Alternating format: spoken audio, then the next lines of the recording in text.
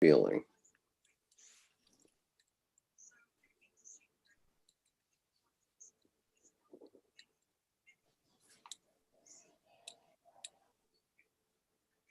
Okay, we have chat function now. Terrific. All right, so welcome, ladies and gentlemen, to our presentation on art as the artist's voice for peace and justice about SOS Art Cincinnati, which is founded by Dr. Saad Ghosn, and Dr. Ghosn is with us today.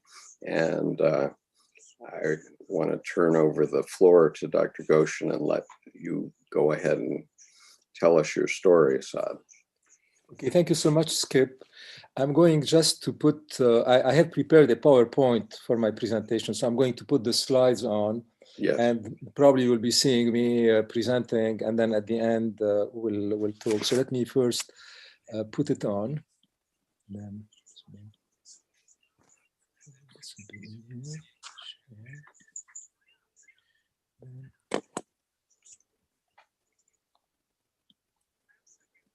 Let's see. There it is. Okay. Okay. And, right. Okay, you're good to go. Okay. We are seeing it. Well, okay, that's great. So first of all, I really would like to thank Colleen and Skip for inviting me this afternoon to share with all of you my thoughts on art as the artist's voice for peace and justice, and to speak a little bit about SOS Art, the nonprofit organizations I founded in 2003. I should say I'm really honored and humbled to be present at such a distinguished forum. You know, even though my presentation will focus more on the visual arts, it applies to all arts, whatever their expression, at least in my views. When we think of art, we usually think of a beautiful object or an artistic product created by a talented and skilled artist that we relate to aesthetically, and that we even opt, in certain cases, to acquire and live with. I think this function of art to create beauty is very important, and for sure adds to the beauty and to the positive that already exists in the world. But for me, art should not be limited to that function. More importantly, and beyond the mere beauty that it can create, art can represent the voice of the artist, the expression and the communication tool of the artist for what's important to them, reflecting their values, their beliefs, their views of the world, also their message for what needs a change, and their offering of an alternative. I would like here to quote Ernst Fischer, the Austrian writer, who in his famous 1959 book, The Necessity of Art, writes, "Art is necessary in order that man be able to recognize and change the world." And he adds, "In a decaying society, art, if it is truthful," and I want here to stress truthful, "must also reflect decay. Art must show the world as changeable and help create it." Fischer points to the many important roles of art, and also to the potential and responsibility of every artist, and therefore for me, every human being, since we are all artists in our own way, in contributing to life by recognizing what's going on, reflecting on it, and recreating it.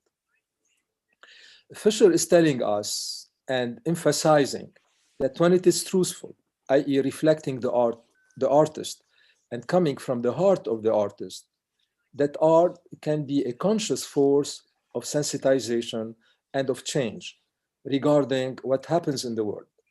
The artist being a concerned, active, and engaged element in the making of a better world.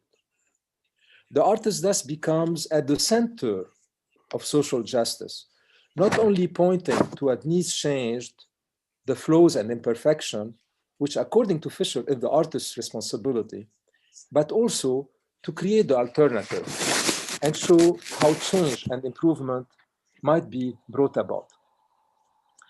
This brings us to the question of art. I mean, what is it and why is it so important? I would like to argue that art and creative activity is at the essence of being human, that it is powerful and that its attributes put it at the heart of social justice. And here I would like to read, the quote by John Donahue, which says, "The heart of human identity is the capacity of desire for birthing. To be is to become creative and bring forth the beautiful." And finally, and also adding that creativity is an intangible human capacity of a transcendent nature. It is part of what it means to be human. So being human is associated directly to having the creative capacity to create something new and to add to this world. So art, therefore, is every creative activity where the artist, using imagination and skills, bring to life not only something new and beautiful, but also something that expresses important ideas or feelings that reflect the artist. The artist is therefore a creator. And if we accept the idea that God created us to their image, then you accept that God imported to us a godly quality and that they expect us in this world to continue their work and to be co-creators, adding to the world not only beauty, but also whatever it takes to make it better, equal, and just world. And that this is our responsibility. Creative expression is also important because it is an integrative process and as such involves the entirety of the individual, merging the artist's mind and intellect, the artist's emotions, intuition, imagination, memory, experience, physical senses, wills and desires, soul, vision, etc. As such, it reflects the artist and should also reflect the artist's beliefs, views of the world, and values. A truthful artist in touch with themselves cannot therefore ignore and put to silence their experiences and what deep inside themselves they condone or condemn. They would need to use their art as their voice to reflect that, i.e., their feelings, their beliefs and values, express them and communicate them. And I will allude a little bit more to this later when I will speak of, why I created SOS Art and what prompted me to doing it. During this creative act, the artist is usually focused within themselves, detached and free of outside rules and regulations. They transcend the immediate moment, the material, the conventional wisdom, and connect to a receptive spiritual state that has been called flow, the flow state. And probably for many of you, and probably each one of you who are involved in a creative activity, realize this moment where you're really so much immersed in your task that you forget about yourself, you forget about time passing. You're so much focused on it going on that time goes on and you're really very immersed, creating, and you're happy inside yourself. And I will address this a little bit later. Their imagination allows them to transcend literal reality, to imagine the unseen, and to present us with an alternative ways of being. And as Herbert Marcuse, the German philosopher, said, art allows the artist this imaginative space for freedom to regenerate the lost, the hidden, the creative, the spiritual, and intuitive capacities of human life. And that's really kind of like at the essence of the creative act is being human and all what the experience of being human and all that it entails. Artists then can bring to life an original new form, original, true, and reflective of them.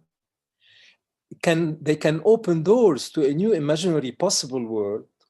They can point to what can change, what can be dreamt, not only conforming to the reality that exists, but also defining reality and pointing to what it can be.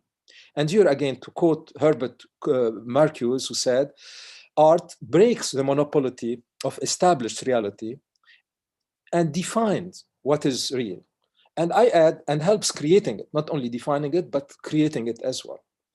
And by this doing, the artist then will not be only transmitting what they think, but also creating a solution, offering a better alternative to what exists, adding to the creation, expanding it, and helping improving it.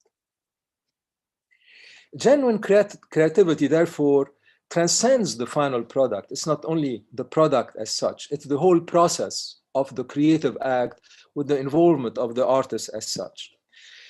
And the whole process and the artist becomes embodied in it, in the product. The product just an expression and a reflection of the creator and of the process. With all these attributes, art becomes quite powerful and affects others.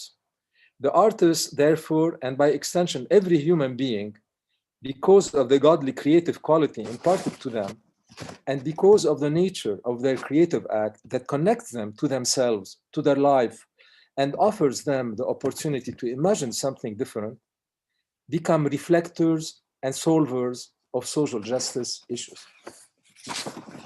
And it becomes their duty and responsibility to add and contribute to the creation, making it better. I will address a little later of art for the artist's sake. Usually we hear a lot about art for art's sake, and I would like to add that art is really primarily for the artist's sake and for life's sake in general. In order to introduce a little bit the question of the art for the artist's sake, I would like here to, as an introduction, to give very briefly, to address very briefly the issue of the effect of the creative act on the artists themselves. I already mentioned the state of flow that accompanies the process of the creative act. What is flow? It is this meditative space where the spiritual life and the creative life converge, and where one is held in the present moment. It is characterized by a state of effortless attention, a mental state of being completely present and fully immersed in a task, during which awareness of time changes and time ceases to be noticed, the creator lost and absorbed, yet fully present to what they are doing. Distractions recede from consciousness, and one's mind is fully open, attuned to the fact of creating. It is accompanied by a mental state in which there is very little self-awareness or critical self-judgment. It's a moment where the artist just enjoys, puts themselves at the creativity, and are not critical of themselves or what they're doing. And there is just intrinsic joy for the task. And this mental state differs markedly from that involved in solving problems on an IQ test or in following instructions. There are documented brain changes that occur during the flow state. Using the tool of functional MRI, magnetic resonance imaging, it was shown that some normal brain functions are shut down and others are supercharged, activated during that flow period. And it has been described by the term of hypofrontality because there is a shutdown of the self-monitoring areas of the prefrontal cortex, which is the location of sequential, orderly, systematic thinking and decision-making, which is shown to occur in the brains of musicians during jazz improvisation. So when they asked musicians to improvise for jazz and they put them and they did their functional MRI during that time, that's what they observed. And that actually, this observation has been confirmed several times, that really the parts of the brain they start functioning are completely different from a normal function. And their executive attention network, usually active in Cartesian activities such as complex problem solving and reasoning, showed reduced activation. And here on this picture, These are all the green area. So here in the prefrontal and frontal cortex, this is this green area, and here in this temporal area, and here in the parietal and part. So this is what we call the executive attention network, and it is active when you concentrate on a challenging task, when you engage in a complex problem solving and reasoning that put very high demands on our memory, acquired memory.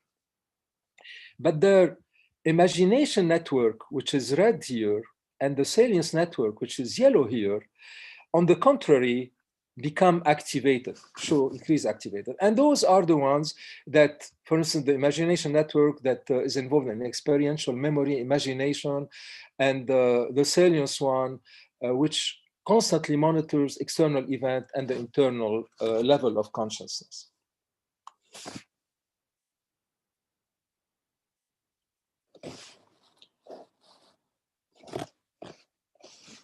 These changes loosen associations in the brain, and they allow the mind to roam free, to imagine new possibilities, and to silence the inner critic.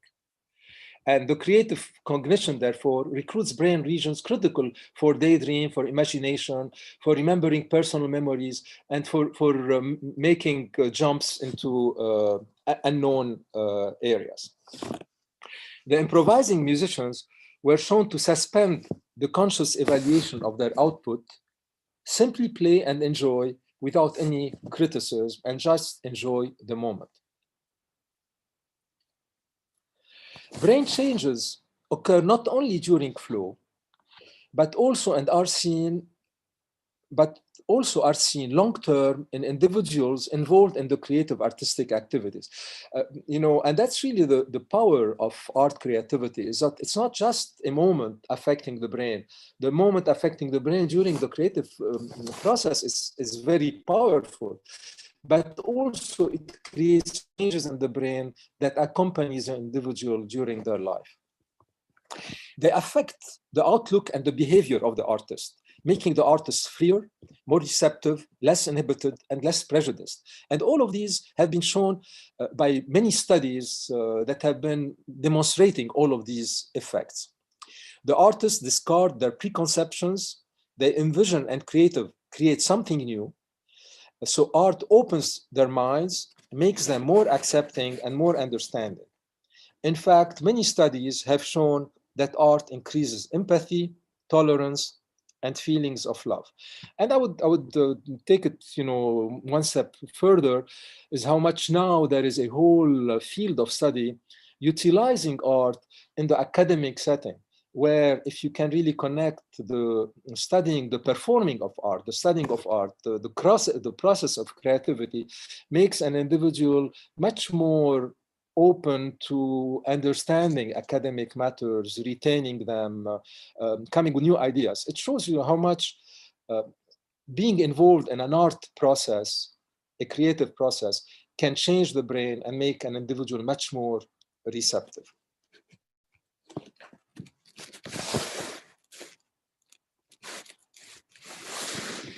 In conclusion, the creative act is a process that involves and connects the entire individual. As such, and when truthful, it should reflect the artist's life, the experiences of the artist, the values of the artist, the beliefs, the points of views, the artist's reality, and the social justice issues the artist confronts. This creative act also changes the artists themselves. I already alluded to it, and I would like now to clarify the distinction between art for art's sake, often a commodity, and art for the artist's sake and for life's sake in general. Our society frequently stresses and focuses on art as a commodity, art as a nice, beautiful, and consumable object that one can buy, include in their environment, sometimes consider as an investment. In our system, art as a profession is often geared toward that aspect, i.e. the production of such a consumable object, possibly unique in its concept and technique, and its aesthetic appeal. And here, I don't want to minimize the creative act to create a beautiful object, which can really involve the feelings and the emotions of the individual. And this has a very important part, but we should not, in my view, is limited to that aspect. Sadly, and not rarely, the commodity frequently in our society becomes the only focus of the creative activity. And so the art that the artist creates frequently becomes dictated by what the consumer wants and what the sellability of the product becomes. And some of you who are artists and who deal with, for instance, galleries, they impose on you the kind of art they want you to do, because they say, well, we have this buyer who wants it that way. And art schools frequently stress the conceptual and abstract aspect of art, not really stressing the direct aspect of art. And if you want, we can discuss more later when I speak of SOS Art, why, and what made our society focuses much more on that part of art than on the contrary, the art that can bring a direct message.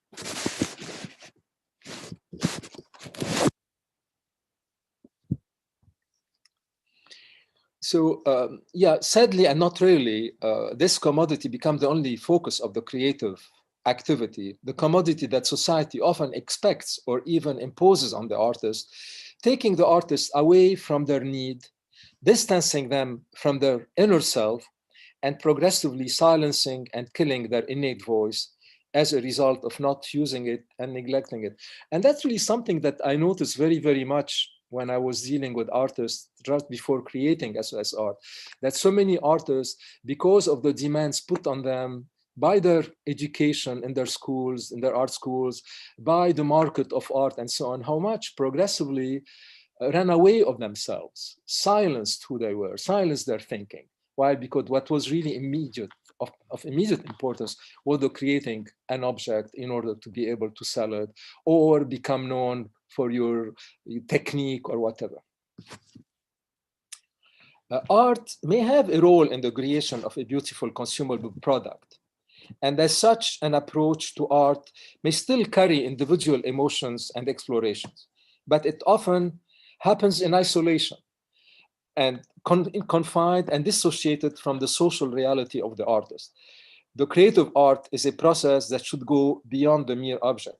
And sadly enough, in our society, we frequently stress that aspect, the aspect of the artist being an isolated individual who creates in isolation.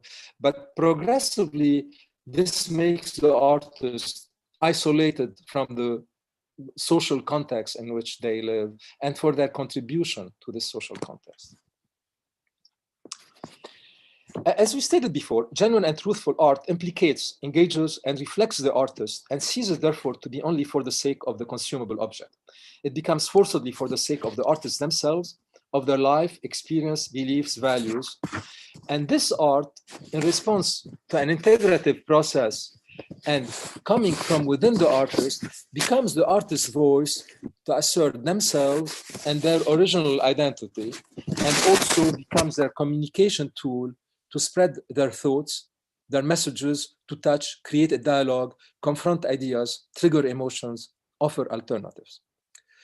Art can also be at the service of the artist, responding to an urgent creative need, like so many people who are all the time under the urge to create, and probably many of you know such individuals or heard of many outsider artists who spent all of their lives in their room creating, and suddenly someone discovered tons of art that they created, and it was their own need, therapeutic need. And also, art as a or as therapy to help release tensions, conflicts, or to create brain changes, triggering joy as during flow. Being at the service of the artist's life, and through the reflections and additions the artist makes to life, art thus becomes for the sake of life in general. Not only it reflects the artist as a human being, but also as a citizen, as a force for saying the truth, reflecting what's taking place, pointing to what needs changing, and offering an alternative. Art, therefore, becomes the artist's voice for the sake of a better life and for a better world from the artist's point of view. Saying that, art is the artist's voice, therefore it is very important that the artist's voice gets expressed and that it grows and communicates. And it is the artist's responsibility to make it grow and not let it die, and to use it to reflect not only the production of an object, but the artist's reality, what the artist believes in, what they think needs to change. And we all know the proverb that says, use it or lose it. And this is very, very pertinent for every expression, mainly for art. And the more we use our voice, and probably we all know it, the more it grows, the more it puts us in touch with ourselves. How many writers will tell you, if I don't write every day, my creativity stops. And what I want to say is not as powerful. How many visual artists refuse to go on vacation trips where they'll be away from their art because they realize that their connection with themselves through their art will decrease, and therefore their voice will decrease. So it becomes very, very important to use it and let it grow. I would like here to use a couple of teachings from the gospel, which for me, irrespective of the religious context and setting, bring a lot of wisdom to our understanding of things. And my approach to many spiritual texts is not at all the dogmatic approach of who is behind the text, but more about the wisdom that these texts bring to each of us in our daily life. And that's how frequently I look at the gospel or other spiritual readings. And in the gospel, frequently I found so many messages that are about how to live life in a wise way. And here I would like to quote two. The first one would be the parable of the talents, which eloquently tells us that we each have a full responsibility in developing the talents we have received, whatever they are and how many they may be. And that if we do not let our talents grow, that will be, between quote unquote, sinning, which for me means we'll be missing on ourselves, on our growth, and on our purpose in life. And also the parable of the lamp under the bushel, which states that light is to be revealed, not concealed, and that it is our responsibility to make it be seen and shine and not hide it. It is therefore the artist's responsibility and the responsibility of each of us to develop our talents and our voice, not to be afraid of sharing them and to let them grow. Art then, through our voice, will reflect what is taking place, what needs to be changed, how we can make this world a better world, and how we can reach the full potential of humanity. By doing this, we will be contributing for sure to social justice in this world. Art should also be a means to community engagement. And I already addressed the issue that frequently some kind of art that we asked to do isolate us more than put us in community. For me, artists should not express their voice alone and in isolation, but rather for and part of the community in which they live, and which will help their voice to grow even more. It is important that they connect with others, share their voice with others, and work with others moved by similar ideas. Here also, I would like to quote a saying from the gospel that I find full of wisdom. It is when Jesus said to his disciples, "For where 2 or 3 gather in my name, there am I with them." And I really take it out of the context of Christianity or of Jesus. I think that the idea behind it is that the way I extrapolate it to our life is that when we share and are not alone, our voice, our beliefs, our determination, everything increases exponentially and becomes much more powerfully. Our voice in isolation is one. If we join it with another person and we let it grow, it becomes not only 2, it may become 10. And it really grows exponentially. And art should bring, therefore we need to be working with people. Art should bring this connectedness and the building of a community. And we need to share and grow our voice with others and work with others toward our beliefs in peace and justice. Then the question probably that people ask, then who is the artist? I hope that it is clear from what I said before that for me, each of us is an artist. Each of us has received a godly creative quality and talents and it is our responsibility to use our talents to make them fructify, and as co-creators to add to the creation and to better this world, and this, of course, within the realm of social justice. So in conclusion, and to reiterate, genuine and truthful art implicates, engages, and reflects the artist. It ceases to be just for the sake of the consumable object and becomes for the sake of the artists themselves, their life, experience, values, beliefs, their views of the world. And as such, it becomes for the sake of life itself, adding beauty and betterment to the world, peace, justice, change for a better world. And I would like to end here this first part of my presentation with a message to every artist and therefore to every one of us. Use your art, whatever it is, not only to produce beautiful consumable objects, but as your voice to assert who you are, to communicate what you believe in, your thoughts and views of the world. Use it also to contribute new imagined and powerful solutions to better our world. And use it often so it will continue to grow and get stronger. And do not use it only in isolation, but share it and mold it with others where you live, it will grow exponentially. By this doing, you and all of us will be surely contributing to a more just, peaceful, and a better world. Thank you so much. I think this is really the first part of my talk, and I really wanted kind of like to set the tone a little bit, even if it's a little on some parts theoretical or academic, but I really felt that it was important to set the tone for what's going to follow. That's great.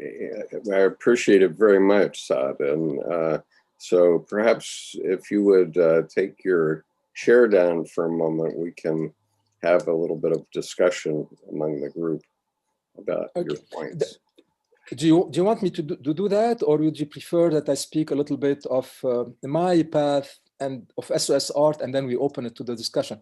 Okay, well, really, that would be fine also. It's whatever also you prefer as a group. I mean, would you like to interact now? I just like to say a couple of things here. One is that this channel, what we're doing here, represents my personal art in some way, and you're using it as your voice. It's obvious. Yes, and I just want to observe that here right now, just the ones that I can see on the chat on YouTube and here, we have people from Ukraine, Brazil, South Africa, and quite a few from the US, of course, but many different people around the world, and so your voice does get amplified when we do this. So thank you. Great talk, though. I really appreciated it. Thank you. Thank you. And, so what do you want me to do? Do you want me to well, go ahead. Continue?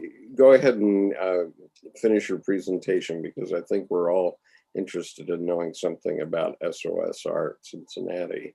Okay. Well, you know, the first part, as I said, was really my views and my reflections about art as the artist's voice for peace and justice. But the second part is I want to speak a little bit about my own path, you know, how I progressed and what got me to that point, and also what got me to create SOS Art, and what is SOS Art, what is its history, its mission, and the kind of activities we do. And this will be, these two parts will be much less kind of like structured in a way than the first one. I mean, they'll be much more spontaneous anyway. Okay, terrific. So first of all, if you like to speak about my path as an artist, and for me, I was born in Lebanon. I'm from Lebanon. And growing up in Lebanon, I went to a Christian Brothers schools where all the studying was really focusing on math, science. We had very, very little creative activities. We didn't have any art, we didn't have any music, we didn't have anything. It was only math and physics and so on. But since you know, my earlier age, I was very interested in art. I was not able to take art classes. I didn't have the financial means, but I would go to all the exhibits in town. I end up knowing all the artists, and art was very much a more than intellectual at that time. It was really an aesthetic challenge to me. It was really finding beauty, sharing an individual, and that's how art developed to me. I ended up knowing people, their style, what they did, their beauty, and I was very much communing with the art object as such. I started creating a little bit of art myself, but didn't do much until after my high school. I went to medical school in Lebanon. And when I graduated from medical school, I came to Paris, and then I came to Boston to pursue my specialty training. And it started in Paris because when I was in Paris, the Lebanese civil war started at that time. But then when I came to Boston, I was dealing with many different kind of like estrangement in my life. Number one, the war in Lebanon. Number two, being in a completely different culture, in a different language. I didn't, English, I studied English, but I was not really using it. And a different view of the world, different way of interacting. And what was my escape was drawings. So I started really drawing, and I remember I would spend nights and my weekends where I will do these big drawings, and they were very colorful. And these were moments of deep joy to me, connecting me to myself. I was very connected to myself. And I think that really most of my drawings from the time, when I look at them now, were, happy and connected to my feelings. So they really represented me, but they were done in isolation. So they were not really moved by my concern of what was going on elsewhere. I was so much dealing with my own issues at that time that I did not. And I continued doing it. And then I left Boston, I came to Cincinnati. And why 2001 is such an important, time for me. When I came to Cincinnati, I started connecting with artists. Being at the medical school, I was teaching a lot. I was in touch with medical students, and I realized how much their world was really limited to just the science that they were studying. And then the spirituality that I found myself in art was kind of like cut out from their life. And I felt, well, the best way maybe is to expose them to art. And I approached the people here at the medical library, and I said, hey, what about if we use, the walls of the medical library to show exhibits of local artists? And then by doing this, you can really, the students who use a medical library at that time, they were there all the time. They were not really using online, and I'm speaking of the mid 80s. So they will live with the art will grow on them, and then they will start questioning it and so on. By doing this, I met many local artists, and we became very good friends. Now, and this is where 2001 comes. In 2001, in Cincinnati, we had racial riots that happened in April 2001. They were a few months before 9/11. And they were very kind of like traumatic and violent riots. They followed the killing by the police by a white police of a young unarmed African-American man, Timothy Thomas. And at that time, I was meeting with my artist friends that I had, developed during my many years in Cincinnati, and we were speaking about everything happening there. And we all had very strong feelings, very strong ideas about what's going on, about what is justice, about, how we would like our world to be. And I kept realizing, asking my friends, how come everything that you're telling me and all of these feelings, how come we're not seeing them in your artwork? Their artwork was I was very attracted to their artwork, but their artwork was very much really an artwork of beauty and so on. And this is where I started thinking and reflecting about art, as your voice. If you don't really express it, if you feel so strongly about something, it doesn't really come through your artistic creativity. So where does it really? And then 9/11 happened, and the same happened with 9/11. And at that time, I started myself doing all of my art became reflecting, what I was living. And I remember I would spend nights and nights not wanting to go to bed, the drawing, and it will go for several hours in a flow situation and communicating my feelings. And a year later, on 2002, I had a big exhibit of 40 of my large drawings, which all dealt with the issue of what's going on in the world about peace and justice. And then I started, connecting with people. And then there was, in 2 years later, we had, from 2001 to 2003, there was the war on terrorism, there was the Patriot Act, all the artists who were meeting, were speaking, and we didn't really have a venue to communicate what you are saying. And that's how SOS Art came. And SOS Art came in 2003, right at the beginning of the invasion of Iraq. But for me, that was a moment where I start putting a lot of my energy in my socio-political drawings. My drawings which reflect the way I saw the world. I founded SOS Art in 2003. And at that time, I started, instead of limiting myself to drawings, I went into printmaking. Printmaking, first of all, it's a tool that gives you a raw image strongly using black and white. And the other thing, it has really the possibility of disseminating a message, and I responded to it very well. And I started doing woodcuts, and I started being very involved in the community with my art and with SOS Art. And in particular, I started doing programs with the school by visiting the schools and speaking to kids, sharing with them my work, encouraging them to do their work and to respond to it. So what I want to do now is just show you some of my work that came during that period. And I'm not showing any of the pre-2001, but some of them. And there are very few, but just to give you an idea of what they were. This one, for instance, the title of it, it's a woodcut, and it's a 22 by 30. And the title of it is Ismi Arabi, which in Arabic means my name is Arab. And I did it, during the war on terrorism and the Bush administration at the time. And it was about profiling. I don't know if you can really see in this group of people, you have some that are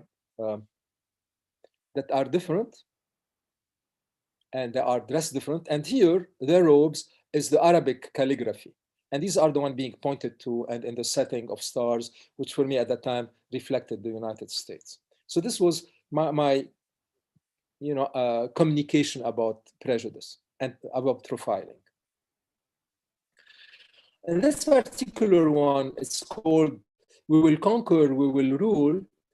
It's also a 22 by 30 woodcut. And in this one, I was so much critical of the approach that the Bush administration was using to deal with the issues, and saying, well, you cannot just use, because you're powerful and privileged, you cannot just use your power to decide what's going on. You need really to look at the real issues. And for me, Will Conquer Will Power, yes, we have the power, but what does this do for me? It really it steps on people and it contributes to death. This one actually, it can really have been done last year. It calls We See Suns No More. And what it is, I was so much taken by the fact that obvious truth was right in front of everyone's eyes, and people didn't want to recognize it. And they were really like, if they were they were like pawns being moved. And the circle that I represented here were kind of like, we're not seeing this circle, not seeing these suns in front of us, and we're in the context of our country. And this particular one goes really to a criticism to something until current, which is, the title of it is In the Land of the Free. And for me, yes, we are very proud to be free in the United States. But my question is, what is freedom? Freedom exists if the conditions for freedom exist. If the conditions for freedom do not exist, there is no freedom.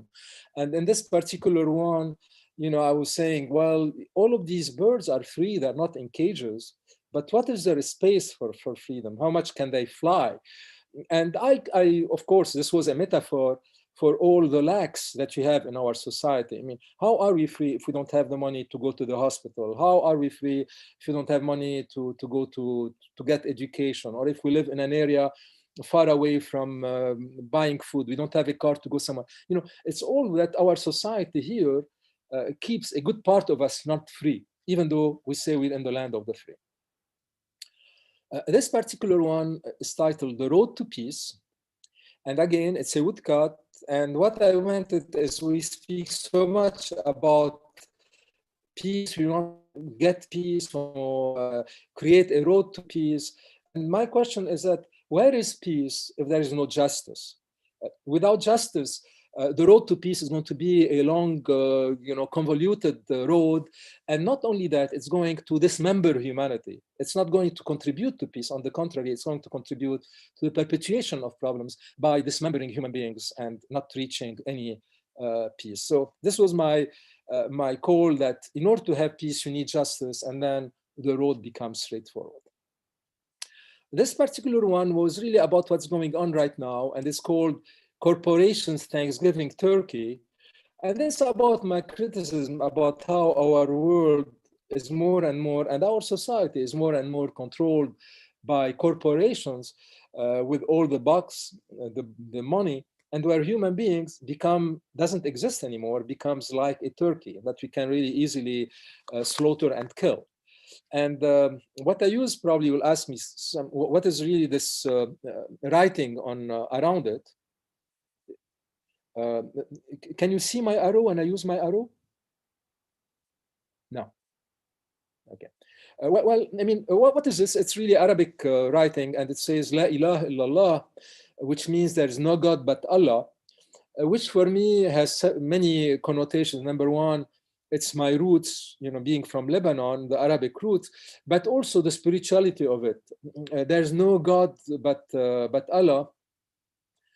Is the slogan of Islam. I am not a Muslim, I'm Christian, but at the same time, for me, it was a slogan of spirituality. And I really wanted it to, we are all, if you're spiritual, we're all connected. And that's why, and this was kind of like the sense of spirituality with this particular piece. This one is called In the Name of Jesus. And what I meant is that in the name of Jesus, we destroy Jesus. And it's not only Jesus, it can be any religion. And this was my criticism of using religion to condone and favor violence and wars. We frequently use Christianity, Islam, Judaism, Buddhism, and all of those in order to mount wars and mount violence. And my point, that's what we do, we are destroying the essence of religion, because the essence of religion is against violence.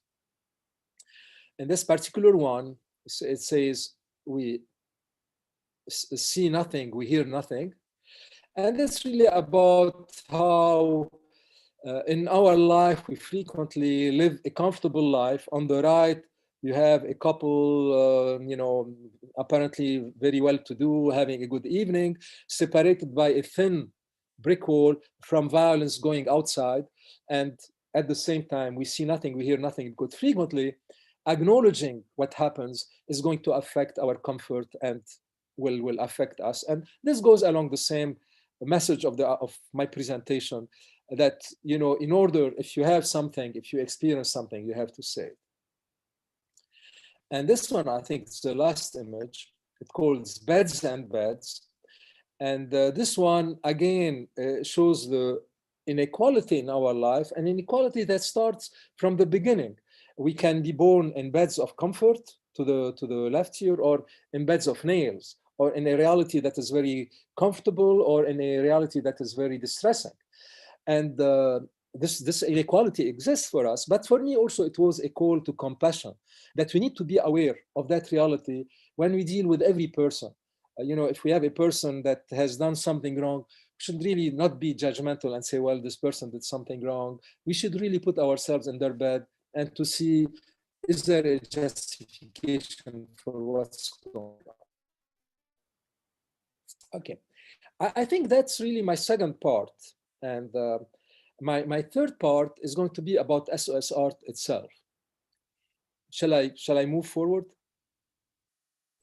Yes, go ahead. Shall I go on? There are a lot of very positive responses to your work here. One Thank person you. says stunning art, and we've added Spain, Alberta, Canada, Denmark, and Colombia to the people that are online watching. So. Thank you. Am I taking more time than I should? No, go ahead. Go ahead.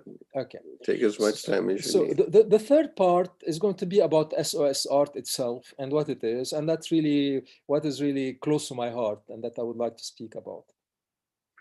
First of all, SOS Art, why and how it started.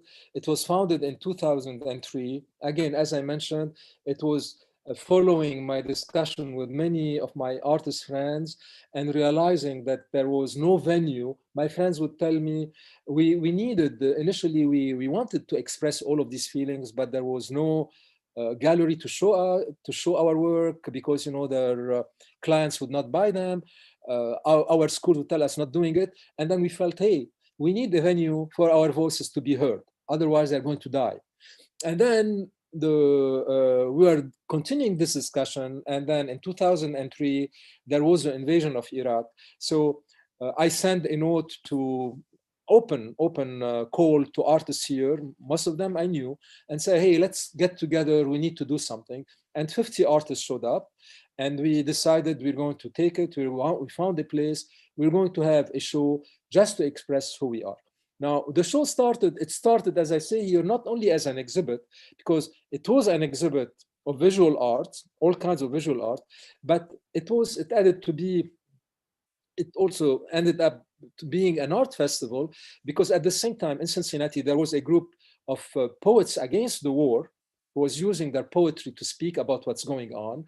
And there were people performing and so on. So it started like a month, visual art and festival with poetry readings, music, films, debates, dances, all about peace and justice, and all by greater Cincinnati artists. So kind of the condition was, everyone would be, it is focused for our local community. Sorry, I need to go back here.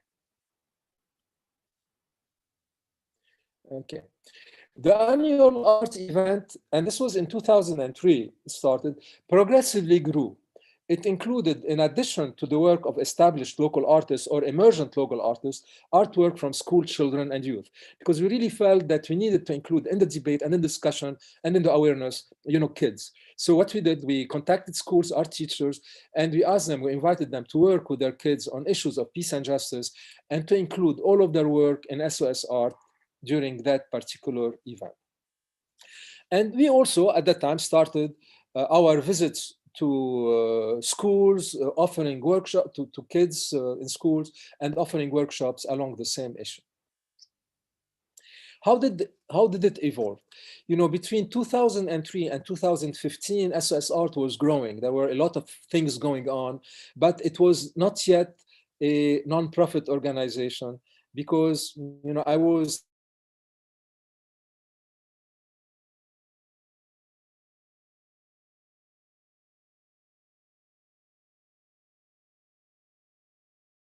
succeeded right away.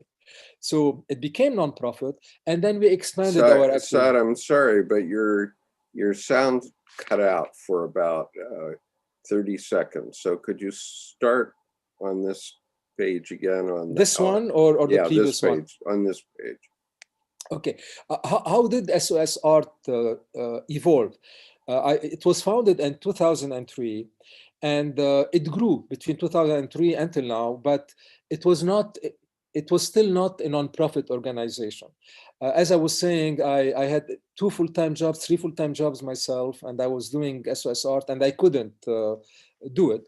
So in 2015, I retired from all of my jobs with the decision to focus on SOS Art and make SOS Art nonprofit. In 2015, SOS Art became nonprofit, and we expanded even more our activities. We now do much more exhibits, more workshops, publications. We expanded a lot in our education programs, and I will mention them to you. We have a much stronger media presence and a more public engagement, all around issues of peace and justice. And we expanded a lot our activities with children and youth, linking the teaching of art and the practice of art to the introduction of basic values. So art not really being only a skill acquisition or a knowledge acquisition, but more a process development, which really includes and involves the discussion, the thinking, and the interiorization of different values of peace and justice. So I would like here to go over the SOS Art's mission, and I will tell you really what it is. The first thing is to encourage, promote, provide opportunities and values for all arts as dynamic vehicles for peace and justice and for a better world. And again, you know, these words are each important, and it's encourage, but also promote, and mostly provide opportunities and venues, because when you do provide this, then people will be encouraged to participate more. The second one, which is very important, mostly linked to the first part of my presentation, to encourage artists to use their art as their voice on issues, you know, of peace and justice that concern them, their community, and the world in which they live. The third one that is very, very important is to facilitate the creation of a local community of artists who meet, connect, collaborate together, and in order to impact the society where they live on issues of peace and justice. The fourth one is using it as a way not only to communicate what you know, but also to inform, educate, and create dialogue on issues of peace and justice and bring about a positive change. And finally, the first, which is also now a big, big part of it, is use the art to introduce basic values of peace and justice in children and youth. Now, I would like kind of very quickly to go over the principles of SOS Art and what makes SOS Art different from a, from another nonprofit. The first thing that, and this was, all of these are kind of like my choices, and they may change, you know, if later I leave or someone, they may change. I felt very strongly that our work primarily should be local. And I all the time felt that if we want to make an impact, we need to make it where we live. If we as an artist, we really need to touch something, it was important to do it here, because then we create connections, we continue our work. So that's the first thing that's important, is that our work is for and in Greater Cincinnati. The second thing that also is a principle that I'm very kind of stubborn about, is that it's democratic, open, equally to all. And when I mean equally, is not only irrespective of what we say, age, gender, and so on, background, socioeconomic, of course, but in addition, without any preconceived idea that this person, for instance, is a good artist and this one is not, that this one has education and is not. So everything is open to everyone equally.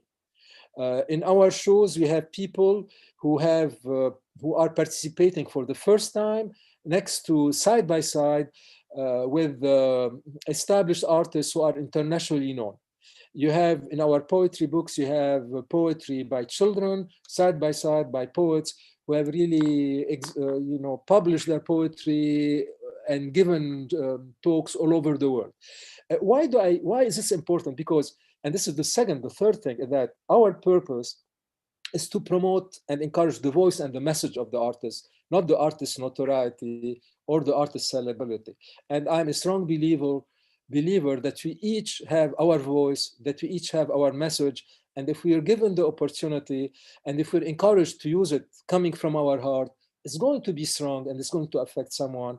And not only that, that it needs to be heard. And we need to give the opportunity for that to be heard. The last principle that you use is that it's money free. SOS Art doesn't deal with money. So, all participating artists do not pay, neither to participate in the show, nor if they want to perform in the show.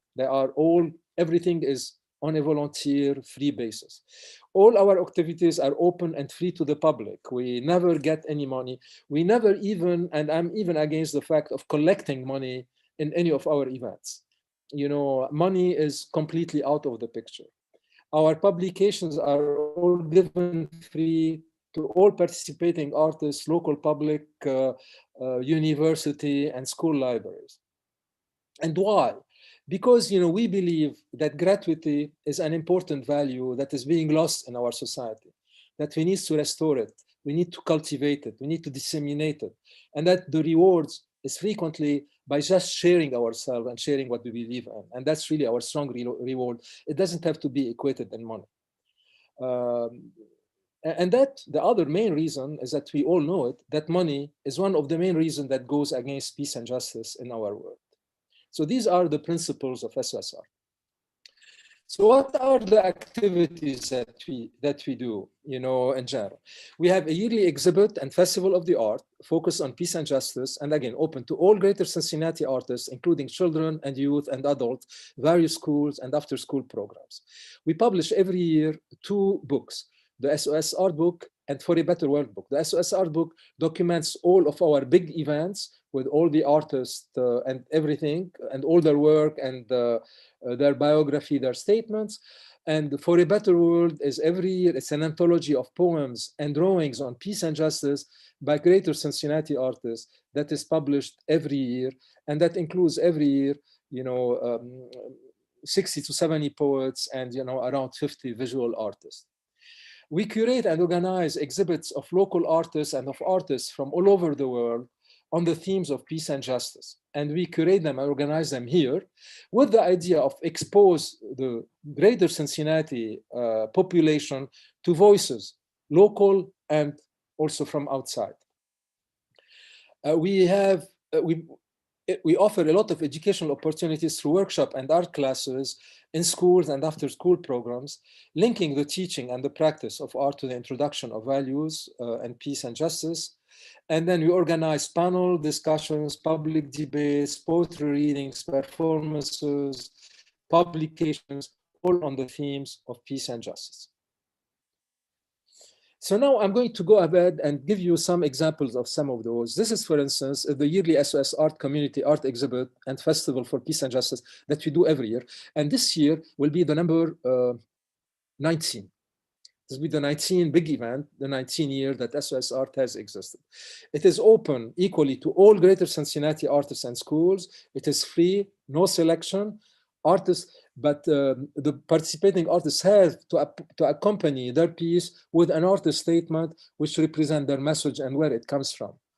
At the opening, we have something that is really wonderful, that all the participating artists who are willing participate in an artist talk. We go through from one piece to the other, and the present artists with all the invited people who are present, they speak, the artists present speak about their work and answer questions.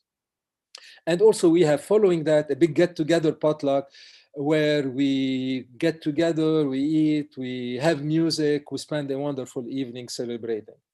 At the same time of this opening, we have the concomitant art festival, as I mentioned, which includes, you know, poetry, music, movies, performances, and so on. And at the end of this, you know, we do a documenting book that includes all the work, all the artists, their contact information, their biography, their statement, and this book is given free to all the artists and libraries. So I should say, for instance, that so far, over the 18 past years, we have included more than 2,000 local artists in our SOS Art. And you can find them all in the books and on our website. And you have contact information for all of them, their biography, their statement, their messages. Okay. And this is, for instance, the documenting book. These are, I just put two books here. You have this one, the cover of 2017 and the cover of 2019. And here, including in it, just you want to see it, you can see all the artists that have participated, the schools, the poets. And on the right, I don't know if you can see it, but images of the different performances. Can you see the right, or it's being covered? Maybe you cannot. The second activity is we publish a yearly For a Better World book of poems and drawings on peace and justice by Greater Cincinnati artists. It is open to all Greater Cincinnati poets, irrespective of age, gender. It's also open to all schools who want to participate. After we do the selection of poems, here we have to do a selection, but we are very inclusive because of the number of submissions, and we are going to put them in a book.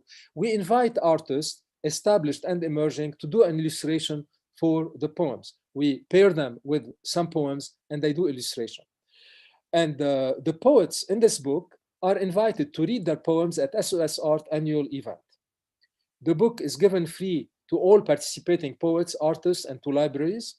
And the average, there are 16 poets and 40 visual artists per book. And there are already 17 books. And I'm finalizing right now the 18th book that will be published in a couple of months. We have so far included in these books the voice of 500 local poets and 500 visual artists. And the visual artists are emerging and established artists. And also what we do, following the publication of the book, we do an exhibit of the original drawings and the poems of the books afterward. And at the occasion of this exhibit, we have ongoing events like poetry readings, gatherings, mini discussions on poetry for peace and justice, and so on. And these are 3 samples of the books. This is the one from 2011, 2015, and 2019, I think. And these are the covers, that you can see them. Now, all of these books are available on our website. All of them, all the PDFs, you can download them, you can print them, you can send them to whoever you want. So we have already more than 40 books on our website, all available to anyone. And you can really check any person that you can in those. We do also, as I mentioned, exhibits of artists from a different country. We have a series that we've started called Voices From. And the Voices From, it's a series of, it's every 2 years, where we invite artists, and actually it's a curated show. I usually go to these countries, and it's a show of prints from printmakers from a different country, but again, prints that reflect the voice of the printmakers of this country, and usually on peace and justice and on their cultural issues. We do it every 2 years. And at the same time as the exhibit is held in Cincinnati. At the same time, we have a cultural festival that exposes the Cincinnati people to the culture of this country. And we invite, at the occasion, one of the artists from this country who is participating in the show to come to Cincinnati, to go to schools, to give workshops, and so on. And we publish a book that is given free to everyone. We've done it already for 2 countries, Oaxaca, Mexico, and Lebanon. And we are supposed to do this August and September, one on Czech Republic. Unfortunately, we had to postpone it till next year because of the COVID situation, but it will be next year in August and September. And these books are also available on the website, and they are really wonderful resources. We have also other exhibits that goes on. For instance, we started, last year, an annual USA mini prints for peace and justice challenge and exhibit. And here, what you're doing in order to encourage artists all over the United States to use their art for peace and justice, we limited it to printmakers or to artists who want to do prints. And it's a small size, but you want them to do work on peace and justice.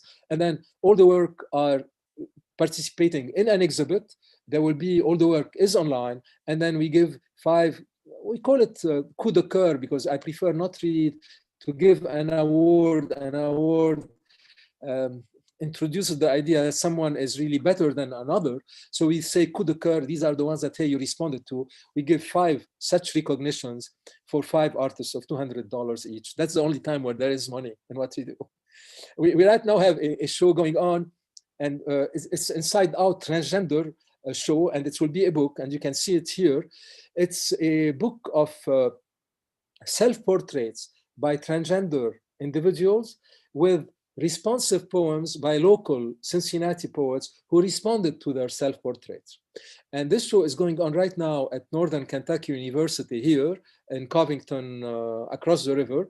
And the book will be out, in a couple of months. And I took, for instance, SOS Art to Lebanon, with the hope that it will start there. And our hope is that we will start SOS Art in many places, and that therefore, in any place where it will start, it will grow on its own. What are the other publications and writings that we do? We did, and actually I did it, part of it. I published a whole book called Greater Cincinnati Artists as Activists, in which I interviewed 50 local artists. They included 5 poets, and where I spoke of their art as for a better world, and how their art really reflect who they are. And it's a beautiful book. It's called Artists as Activists, we did few columns in a few magazines. I wrote a column, Greater Cincinnati Religious Peacemakers, and my idea was, and was part of SOS Art, was really to give the voice to 50 local Greater Cincinnati individuals who belong to 50 different religions, and then to show how each of them use their beliefs for peace and justice in their religion to contribute to a better world. I wrote 38 of these columns, and unfortunately I stopped there. I was hoping to write 50 and make it as a book. It may still happen. We did something that is really great, that we used the 12 first poetry books that we published, For a Better World, and we gave those to 12 different reviewers who selected from each of them their favorite 15 poems. And as a result, we put together a book which included poems by 100 local poets, and we invited 100 local visual artists to do illustrations. Now, this book, we call it the best of, even though I don't really like the idea of the best of. We shouldn't really have called it that way, but this is represent the favorite poems. Now, why I'm speaking of this book? Because this book is serving as a starting point in schools by, art teachers, by creative writing teachers, by social study teachers, to use its content, the poetry and the images which is in it, to use them in their classroom. And to accompany the book, we developed 5 modules based on 5 different themes, where we give references to the teachers to use for. For instance, we have a whole module on discrimination, and where we give a lot of information to the teacher to use for in preparing their lecture. We have one on violence. We have one on the environment, and so on. And all of these are available free to all the teachers that they can use. And all of these books have been given free to all the school libraries and to all the teaching. And the advantage of it being local is that they can invite at any time any of the poets or any of the visual artists who are in this book and that they have used in their class. So if they use, for instance, the poet in a writing class, poetry by poet X, they will have the possibility to invite poet X to come to their classroom to speak more about their poetry and so on. So finally, this brings me to the educational programs. What are they? Presentation to school and after school programs, we do this all the time. School participation in SOS Art exhibits and publications, we have all the time a presence by these schools. And at the opening, these students who are participating speak of their work. We have developed, and we are developing right now, and we are right now testing it, a new curriculum that we call value-based curriculum. And it's a curriculum which is how we can use the teaching of art as a tool to introduce or to create discussions about issues on peace and justice. And this curriculum right now, we have a grant to develop it. We have already developed the units, and we are piloting it to get enough data before generalizing it everywhere and making it available to everyone. And the lessons have a focus on empathy, compassion, on tolerance, equality, equity, freedom, and so on.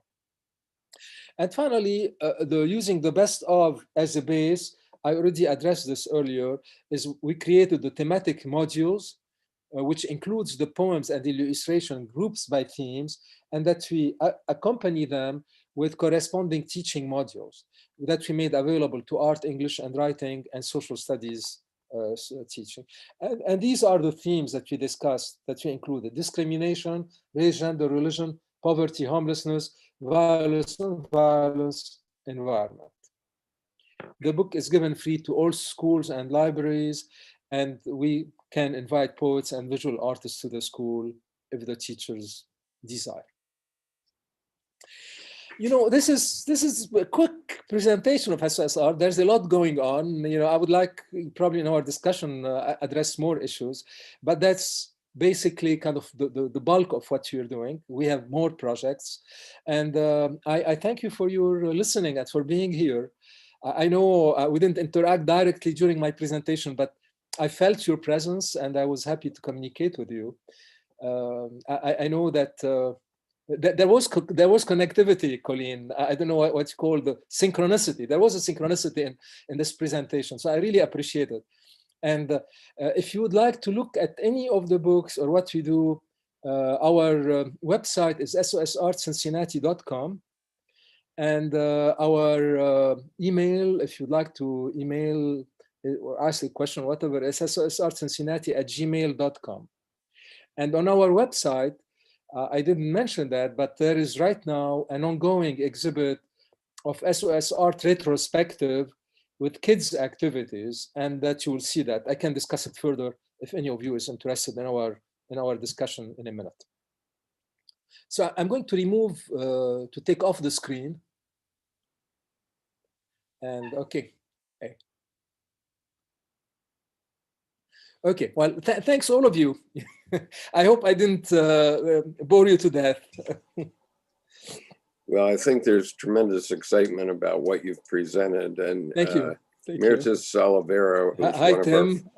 One of our friends from Brazil, has been very excited about this work, and it no doubt dovetails with some things she does in education, which we won't go into today, but she's does remarkable work. And so I'll save my comments until the end. And are there any comments from the panel here? Well, Saad, I'm just really incredibly impressed with what you've pulled together here. It's such a marvelous project, and you know, the scope of participation is really astonishing. And one of the things that is really obvious is this is a very, very expensive operation.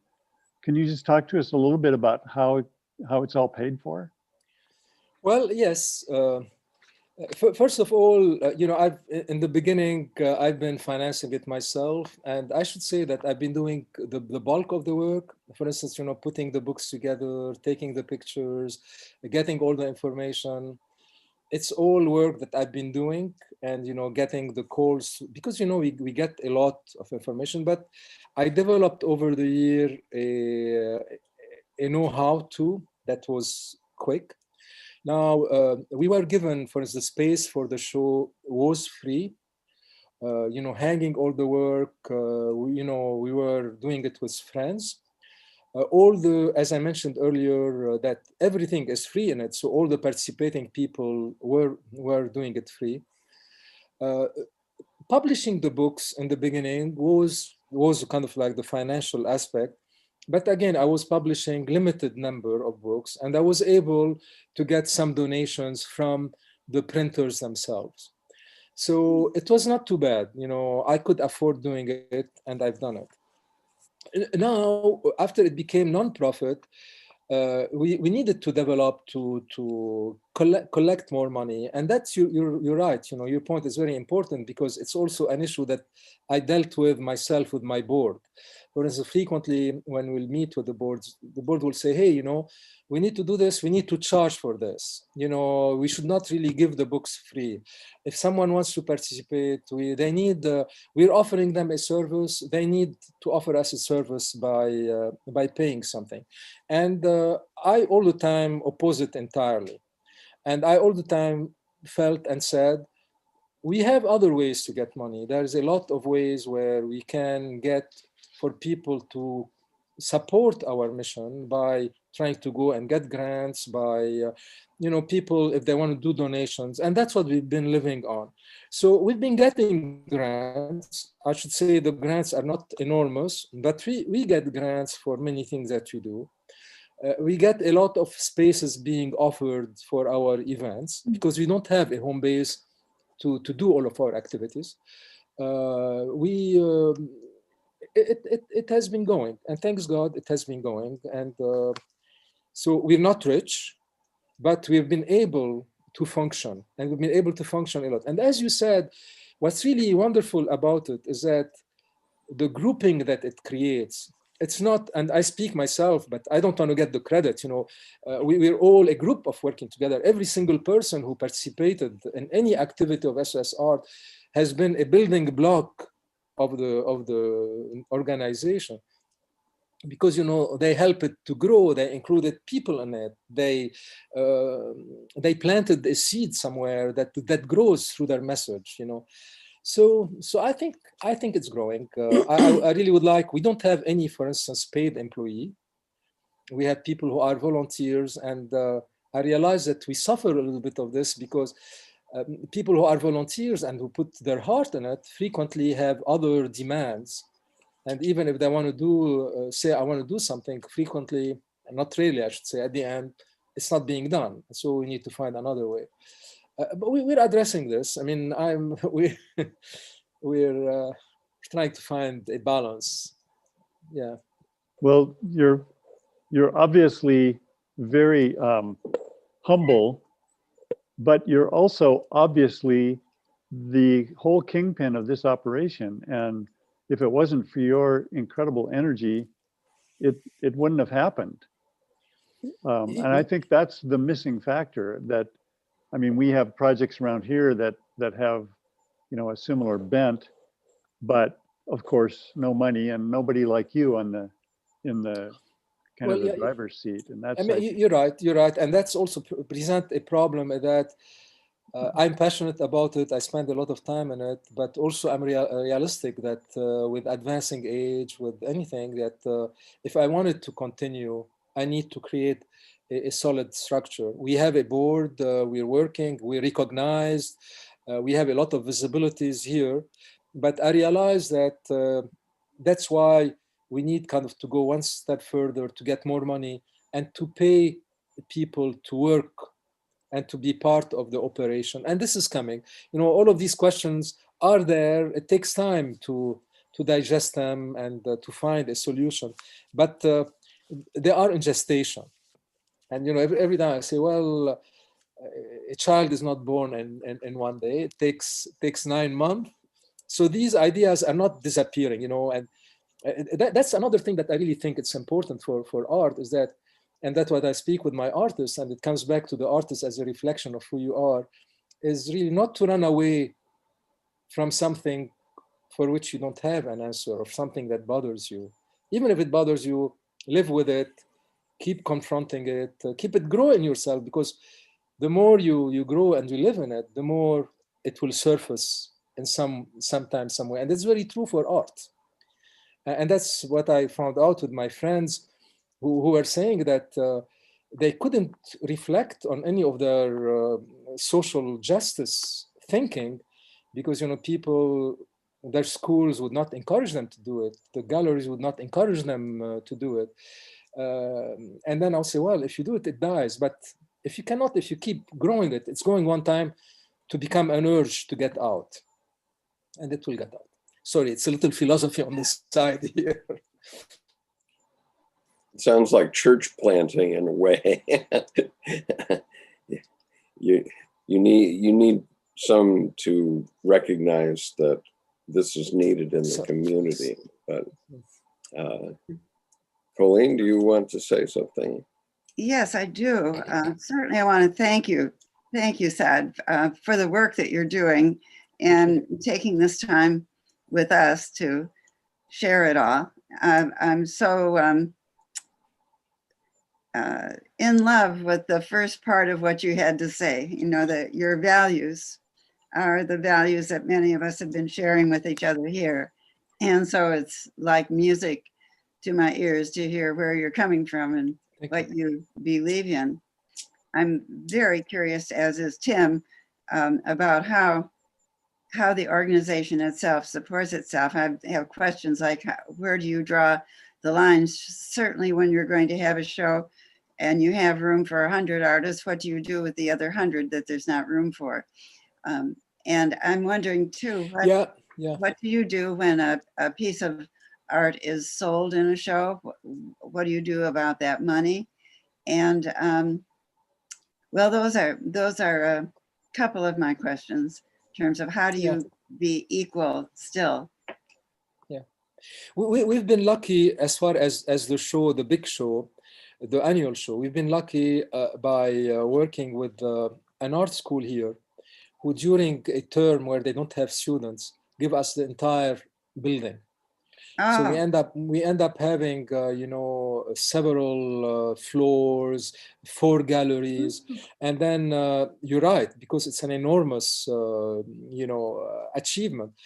We have close to 200 participating artists in every show, and we have close to 300 to 400 pieces of work. Yeah.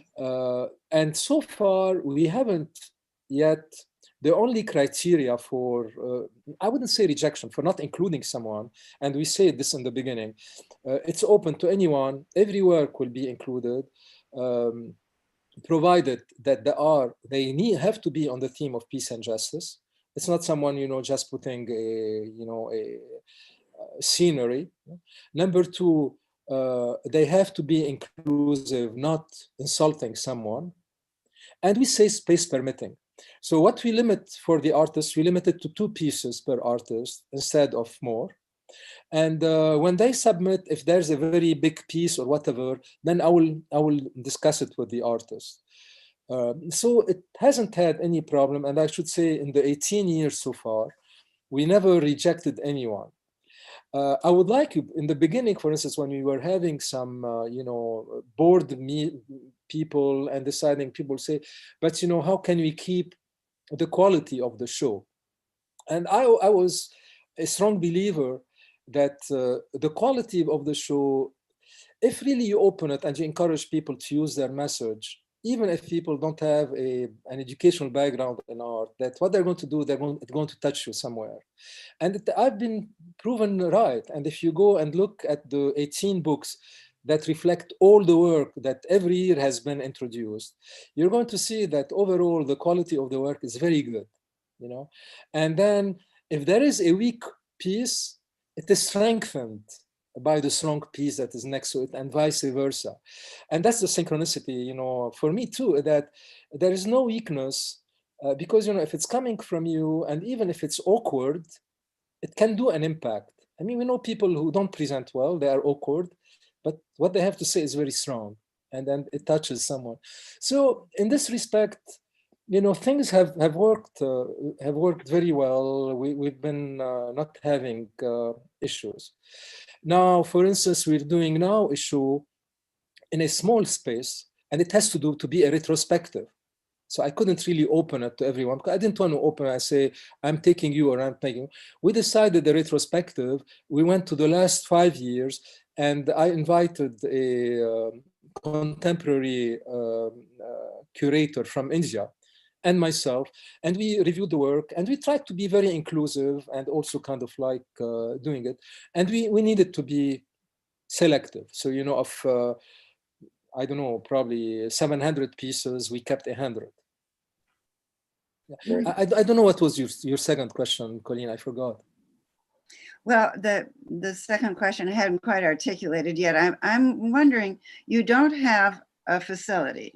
No. And I'm wondering if that is maybe the secret of your success.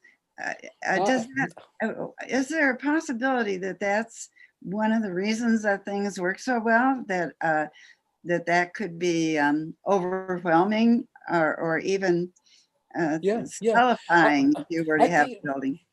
Probably two things. Number one, as Tim was saying, the fact that I've been the link through it, and I've been passionate about it and using it. But the second thing is that when you open it, when you make it inclusive, and when you open it to everyone, everyone feels welcome. Everyone wants to participate. Everyone brings more people. Everyone feels it's not my ego. It's really being part of this community. Let me give you an example. I had this problem here in Cincinnati, and I also have it in Lebanon. The first few years when I started doing this, many artists would tell me, you're saying that, my piece is going to be next to someone else who has never shown a piece? I would say yes. And in the beginning, some people say, we're not going to show, I'm a person who exhibited in museums. I'm not going to have my piece next to a student. And, I will tell them, listen, I agree, your work is very good, but the message, what counts is your message in this piece. And the message next to you, maybe of the student, may be as strong. And that's what we're going to do. And what I want to add is that artists, the first year were hesitant, didn't even want to participate. The second year, they wanted to participate. And the second year, nobody asked, why am I here or there? Nobody has a say in where things go, because they all felt that it was not really about their ego. It was not about man. It was not about anyone else. It was really about your message. What's really important that, you convey your message to a group of people who want to listen. You're planting seeds, you're connecting to people, you're welcome anytime. And I should tell you that because of SOS Art, there are artists, tell me that their way of work, and these are internationally known artists, has changed. And that they wait, with impatience the event to participate and bring their work. That they created connection with so many other artists, and in the background they became friends. They meet together, they do work together, and so on. So I think the secret of it is that it's not really based on one thing. It's not based on an individual. It's not based on an ego. It's not based on I'm successful or not. It's not based on money. It's based on, hey, we're all human and we all share our humanity and make this world a better place. Yeah. So the other question was, what do you do about pieces that are sold during your exhibitions? Okay. Well, the only money is really when there are sales. So part of the show is, do you want to sell your work? And if yes, it's the artist who decides. In the beginning, I would say, well, 20% if you sell, 20% will go to SOS Art. I should say that, first of all, not too many pieces sell, very few pieces sell. Number two, most of the time we don't get the 20% because, it's not, you want to encourage the artist unless, and sometimes the artists themselves, some of them say, I want to donate to that. So there's no emphasis at all on money or on sale value. And if someone, but for two reasons, pieces are for sale for two reasons. Number one is that it can help an artist who needs the money. But for me, the second part is that if I am touched by a piece and by its message, and I want to live with it, it's a good opportunity for let it grow where I live. So I really think, it can help the artist, it can help the buyer because of its message. So, yeah. So that's what we do. Yeah. Oh, now, for instance, right now in the show that you have in this gallery, it's a big gallery. The gallery offers the space free, and they ask that they get 30%. But they have people they pay, and so they get 30%, and SOS Art doesn't get anything. And by the way, I want to here make I don't know how to say. There is a wonderful video of the current show with mini interviews of 60 of the participating artists. It is on the website, SOS Art website. It's a beautiful video because really it can show you the diversity of the work. It can show you the diversity of the messages. It can show you the humility of the people. It's a beautiful show. It should be disseminated everywhere. Yeah. So it is right now. If you go on the SOS Art website, you will see it, and it's a little long. It's 1 hour, but you have 60 people interviewed, talking, and it goes very quickly. You don't feel it. Right. So Jordi Gall here. Jordi, you're going to need to unmute yourself. Jordi is a physician in Spain who often joins us, and he's asked the question whether you would share the PowerPoint, but Jordi, go ahead with what you wanted to say other than that. Hi, greetings from Spain, Saad. Hi, Jordi. How are you? ¿Cómo estás, amigo? Yeah, reasonably well. If I am allowed, I'll tell a joke, a favorite one for my wife, who's a physician as well. The joke goes as follows. How was the dinner? And the answer is, everything was cool except the champagne. Everything was cool. Everything was cool except the champagne. Okay. Well, That describes the situation under, say, half confinement here. By the way, what was your medical specialty? I am curious, and I hope not to be indiscreet. no, I have a couple of medical specialties. Basically, I'm a pathologist, and I'm both an anatomic and clinical pathologist. But also I'm a public health specialist. So I have a degree in public health. And before coming here, when I was in Paris, I got a specialty. It started with genetics, but then I got a specialty in hematology. My practice here, my professional practice since I've been practicing in Cincinnati has been mostly pathology. So I was the chief of the department of pathology, which was both anatomic and clinical. And at the same time, I was very, very involved in education. So I was developing a lot of classes, courses, curriculum, and dealing a lot, not only with teaching, but also curricular development. And my research was also on kind of like the pedagogy of learning and teaching. And that's why it reflects in what I like to do, kind of like all the educational activities that I do, kind of because it's something that is probably back of my background in a way. Now, since I retired, I haven't been practicing medicine. I don't have time, and I've been really spending a lot of time doing my own creative work and also the SOS Art work, expanding it and so on. Thank you. I have an MPH myself as well, and I am engaged in public health, working from my government. Basically in applying epidemiology to technology assessment, outcome research, and that type of thing. But at medical school, I was heavily trained in pathology, which was something only for the better brains in our generation. I gather I am on the young side of your generation. It was challenging. Things have changed a lot. Now, this is relevant, indirectly, but relevant because you somehow have iterated or re-stimulated an interest for the neurological neuroscience base of sensibility, spirituality, sensibility in the sense of art sensitivity, say the anatomical grounding of beauty.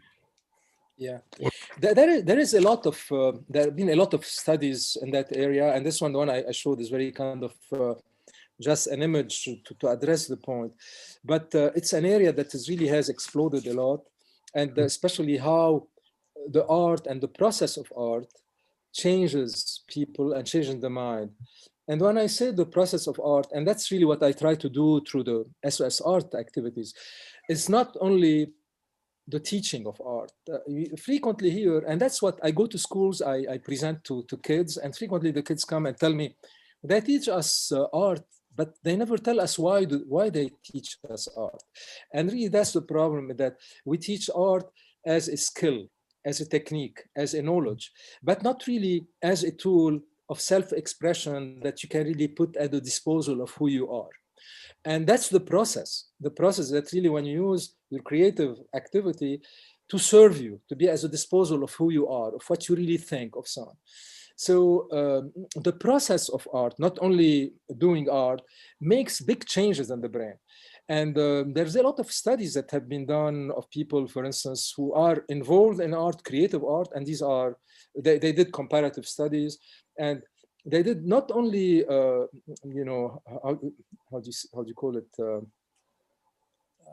You know, observational studies, but also using, you know, brain studies. They found that there is a difference. I alluded to this earlier. Because of that, a lot of the educational programs in the United States now are trying to include the performance of art with the teaching. For instance, you know, they found that people who study mathematics or, you know, sciences, if they pair the classes of mathematics with some art activities, these kids retain much faster, much longer. They become much stronger problem solver. If you give them a problem, they present much more opportunities to select from. They engage much more their other peers. They engage much more their teachers, and they engage much more their parents. So they change, they show that really the practice of art, the practice, and especially when it's a process, it changes you, it makes you much, much more strong, and that is affected by the brain. So there's a lot of studies in these fields right now. Yeah. I would like, if I have 1 minute, to add two comments of two reactions of what you've said. There were some studies done about 20 years ago in Switzerland, in high school or mid-level high school there, reducing 1 hour of math a week, switching from 4 to 3 or 3 to 2, and substituting that for practicing music. German style, I mean, some technical skills, but actually performing. To make the story short, math mastering improved. Yeah. Switching, say, 30% of the workload from practicing music improved the assimilation of mathematics. Mm-hmm. The second comment is slightly tricky. There is an expression in Spanish which is called to have arte, which is used in the Southeast slang. It relates to bullfighters. I am not interested in bullfighting, and I don't want to go into, say, cultural, we'll be distracting a cultural critique here. But at the street level, at popular level, when a bullfighter is particularly graceful, it says it has the art. It has, in Spanish, called duende. Duende will be some sort of fairy. Now, I think it has an interesting dimension, this duende, this grace, as some sort of inner quality that, if you pay attention, you can notice in yourself or in others, which somehow artists channel inside to the whole personality.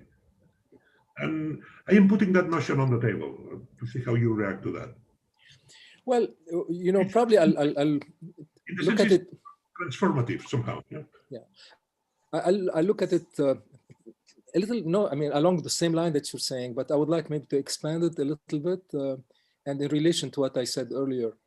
Yeah. Of course, we speak about art as the, you know, we think about it as visual art, as performing art, and so on.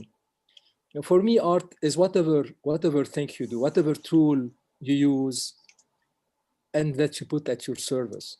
For instance, you know, I think of myself, you know, I was the head of the Department of Pathology, and I had to solve everyday problems that they were there. I was all the time an artist in doing it. Why? Because at any time, whenever I had to solve a problem, I was not just going to a letter, do this and do that and do that.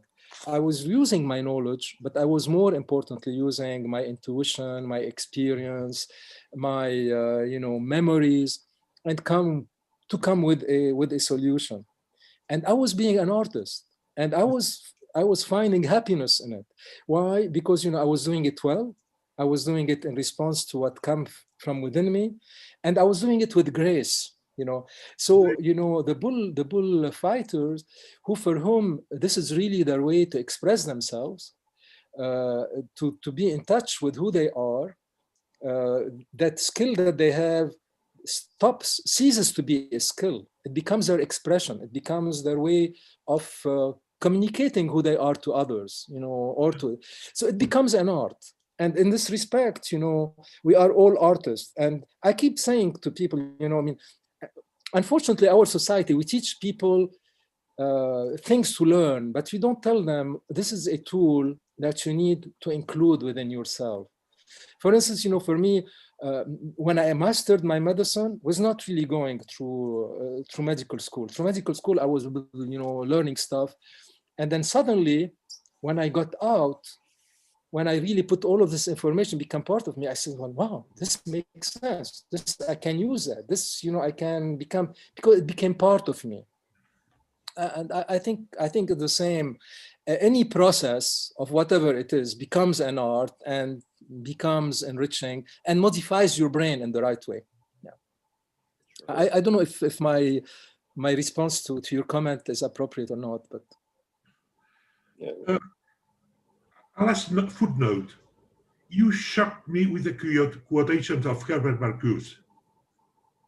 Of Herbert Marcuse, yes. Marcuse. You shocked me. Why? The last thing I expected here. I'm not a big fan of Marcuse, but it goes with my generation. Yeah. Having to go through that. If you can supply the reference, I am extremely curious. Of course, I will. And also probably the first reference of to Ernst, Ernst Fischer, who in his book, he kind of like, he was a communist writer, Austrian writer, and he was a journalist, an activist. And his book about art is very rich and also very perspicacious thoughts about art. Yeah, sure. I will send you the references. Yes. I read Theodor Adorno, who dealt with that, and he was a performing musician besides a philosopher, but he was quite far away from the plastics. You said Herbert Schmidt? No, Ernst Fischer. Ernst Fischer. Fischer. Let me give you his exact spelling. It's Ernst, E-R-N-S-T. Fischer, yeah. Fischer is F-I-S-C-H-E-R. And his famous book that you will find it anywhere, it's 1959. It's called The Necessity of Art. Okay. The Necessity of, it's a seminal book. It's a very important book. Thank you very much. Sure. So, and a pleasure and a privilege, repeat, a pleasure and a privilege to be with you and all of you. Thank you so much. Thank you, Jordi. And anyway, you will have the PowerPoint in the replay, and there were discussions here. Susan said that the replay has to be widely distributed, and it will be available on the YouTube channel immediately after this program. Thank you. It never stops. And Susan made a couple of good remarks here. One of them was, I'm just thinking that working with one's hands allows the thinking function to take a break, whether painting, doodling, gardening, etc. Do you have a comment on that? Do you want to comment on it? I take a break from the, yes. But, Yeah. I agree with you. I mean, it's kind of like another way, another expression of yourself. But for instance, if you think of musicians, I mean, it's music in their brain. Right. Writers or poets, poetry is in their brain. So whatever we use that connects us to ourselves. I mean, but the same thing, a gardener is a poet. Yeah. Because a gardener, at least a gardener who's really involved in the garden that they're creating, they want to add beauty to it. They want to add problem solver, something work, they are artists. They are more artists. They're artists in their daily life, you know. Just yeah. In terms of venues, I want to talk about a couple of venues that are in the Washington area. One, I guess I should give Maryland Hall the first nod. Maryland Hall is a building which previously housed the White High School in Annapolis, but when integration came, the school board had to open the school to both black and white, and there had been a black high school as well. And so the White High School was given to the arts. And so now it's called Maryland Hall for the Creative Arts. Could I ask how many people live in Cincinnati? The big Cincinnati, it's 2 million. 2 million, okay. Yeah, that's Cincinnati and its vicinity. Right, okay. So Annapolis has 78,000 people, the city, but in the county we have about 600,000. But in this community, all housed at Maryland Hall, we have an opera company, a symphony orchestra, a chorale, and a ballet company, and most of the rooms of this high school were given over to various arts, so that we have arts for rooms for painting and drawing, we have rooms for sculpture and so on. And it's really a special place in that respect. It's a wonderful cultural place to go listen to a symphony, right? But I found, and they have a lot of adult education in art, and it mainly lands on the upper middle class members of our community. But I would love to see it used better, and particularly in things like drawing and painting, because they tend to teach drawing and painting like, well, you have to do it this way and no other way type thing. And, you know, I finally left them when I was in a pastel class, a portraiture class, and the teacher comes up behind me and says, oh, well, you have to do it this way. And I turned to her and I said, no, I don't. Go away. You know? But we have to do better at teaching our art teachers to teach art. That's true. That's true. Literally, because oh, I was so angry with that particular event. I wrote a nasty letter about it, but in any case, I'm thinking we need to have an arts festival at Maryland Hall where we bring in you and Colleen and Tim and a few other people and just break the egg of Maryland Hall a little bit.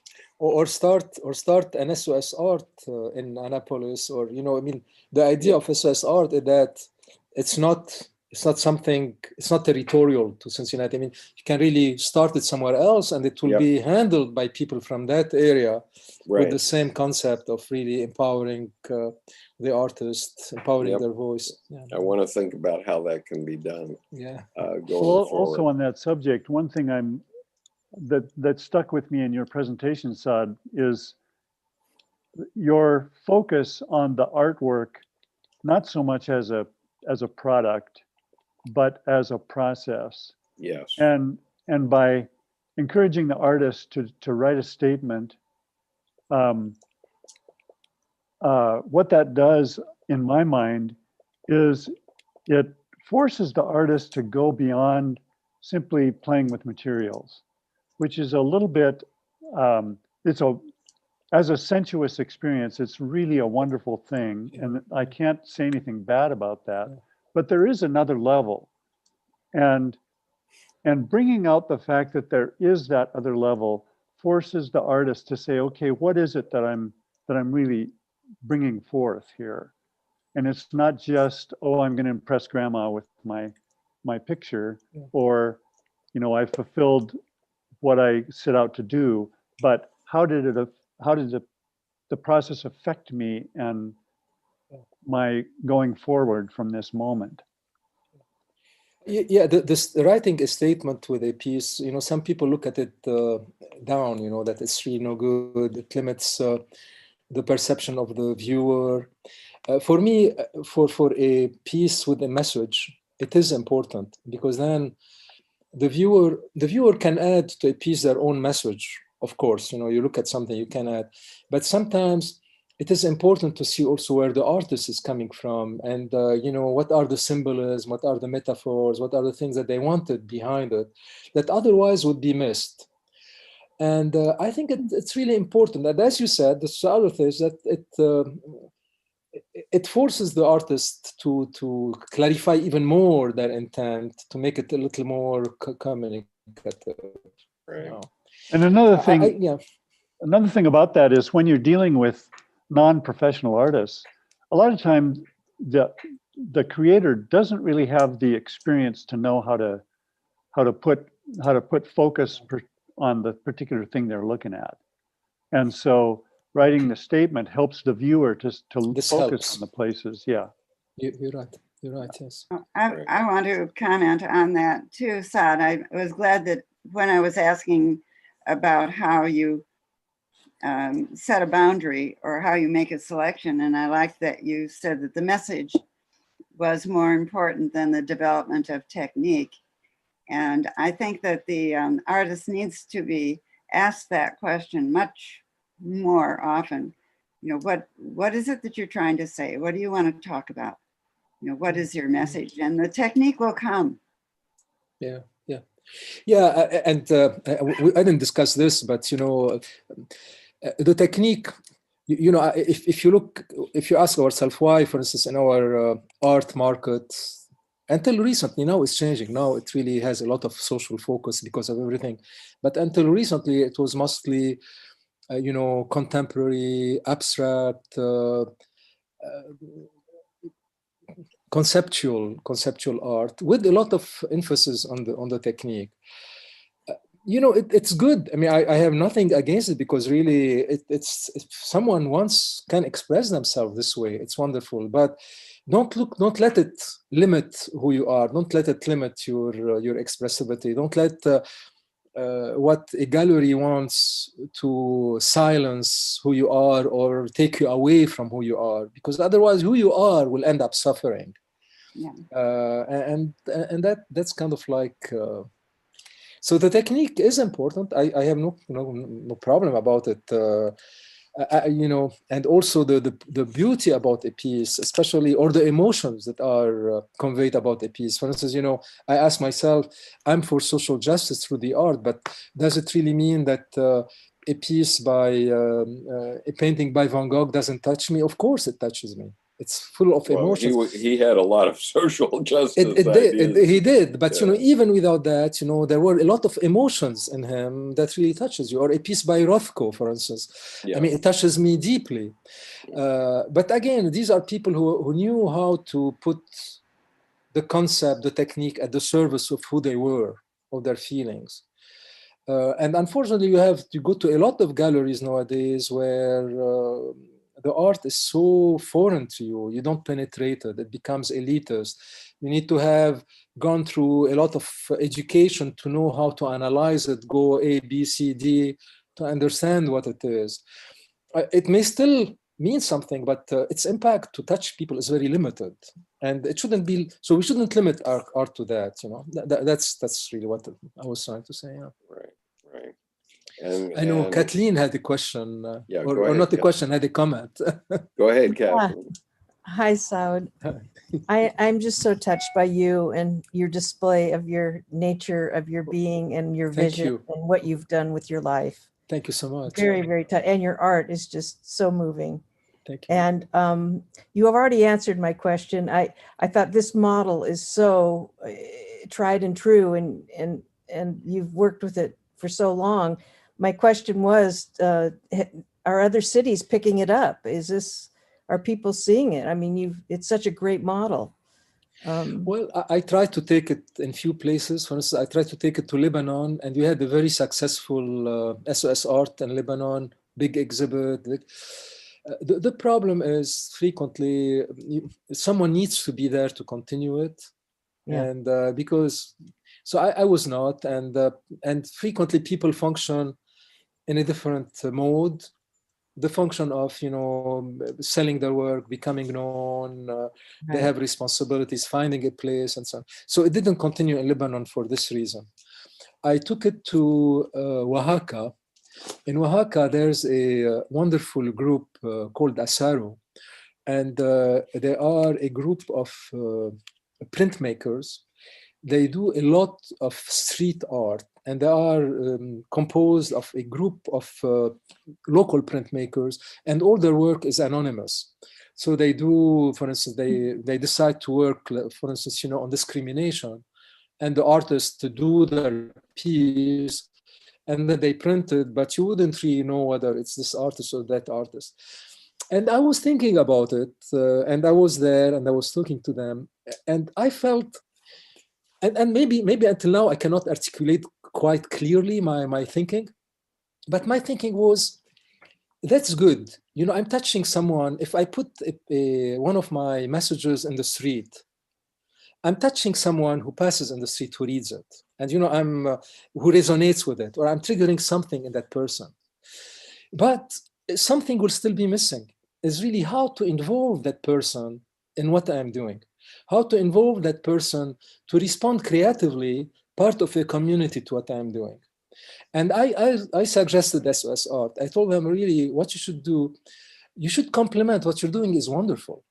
But what if, all of these people that you touch on the street, that maybe when they go home, this message may die in them, or they didn't really know what to do with it. What if you create an SOS Art where you can invite them once a year to bring their own work about these messages and be part of it? So you'll be planting a seed in them. You'll encourage them to start themselves, the process, to do something. And then by knowing you, by connecting, they will get bigger and bigger and bigger. And the question, like what Tim, the initial question of Tim came, yes, but who is going to finance this? Yes, who is going to do it? Yes, who is going to, it demands a lot of work, SOS Art, and that's true. So frequently it becomes a work of love, a work of conviction, and trying to find the way to go. But it shouldn't die, I think. And have you specialized in going to like Black communities or other communities? You see, no, I mean, it's not really going to Black communities. I go to schools and I speak to schools, and some schools are more predominantly Black than others. But in communities, no. But what we do is SOS Art, is open to all artists. There are a good number of Black artists. And also when we have, as I mentioned, part of the festival are debates, are presentations. So we have all the time invited, had debates on racial issues, or invited, Black groups who perform, who empower kids to come and perform. And we invited them to participate in SOS Art. So I haven't really gone to work myself, particularly in a certain community, but yes, in schools, yes.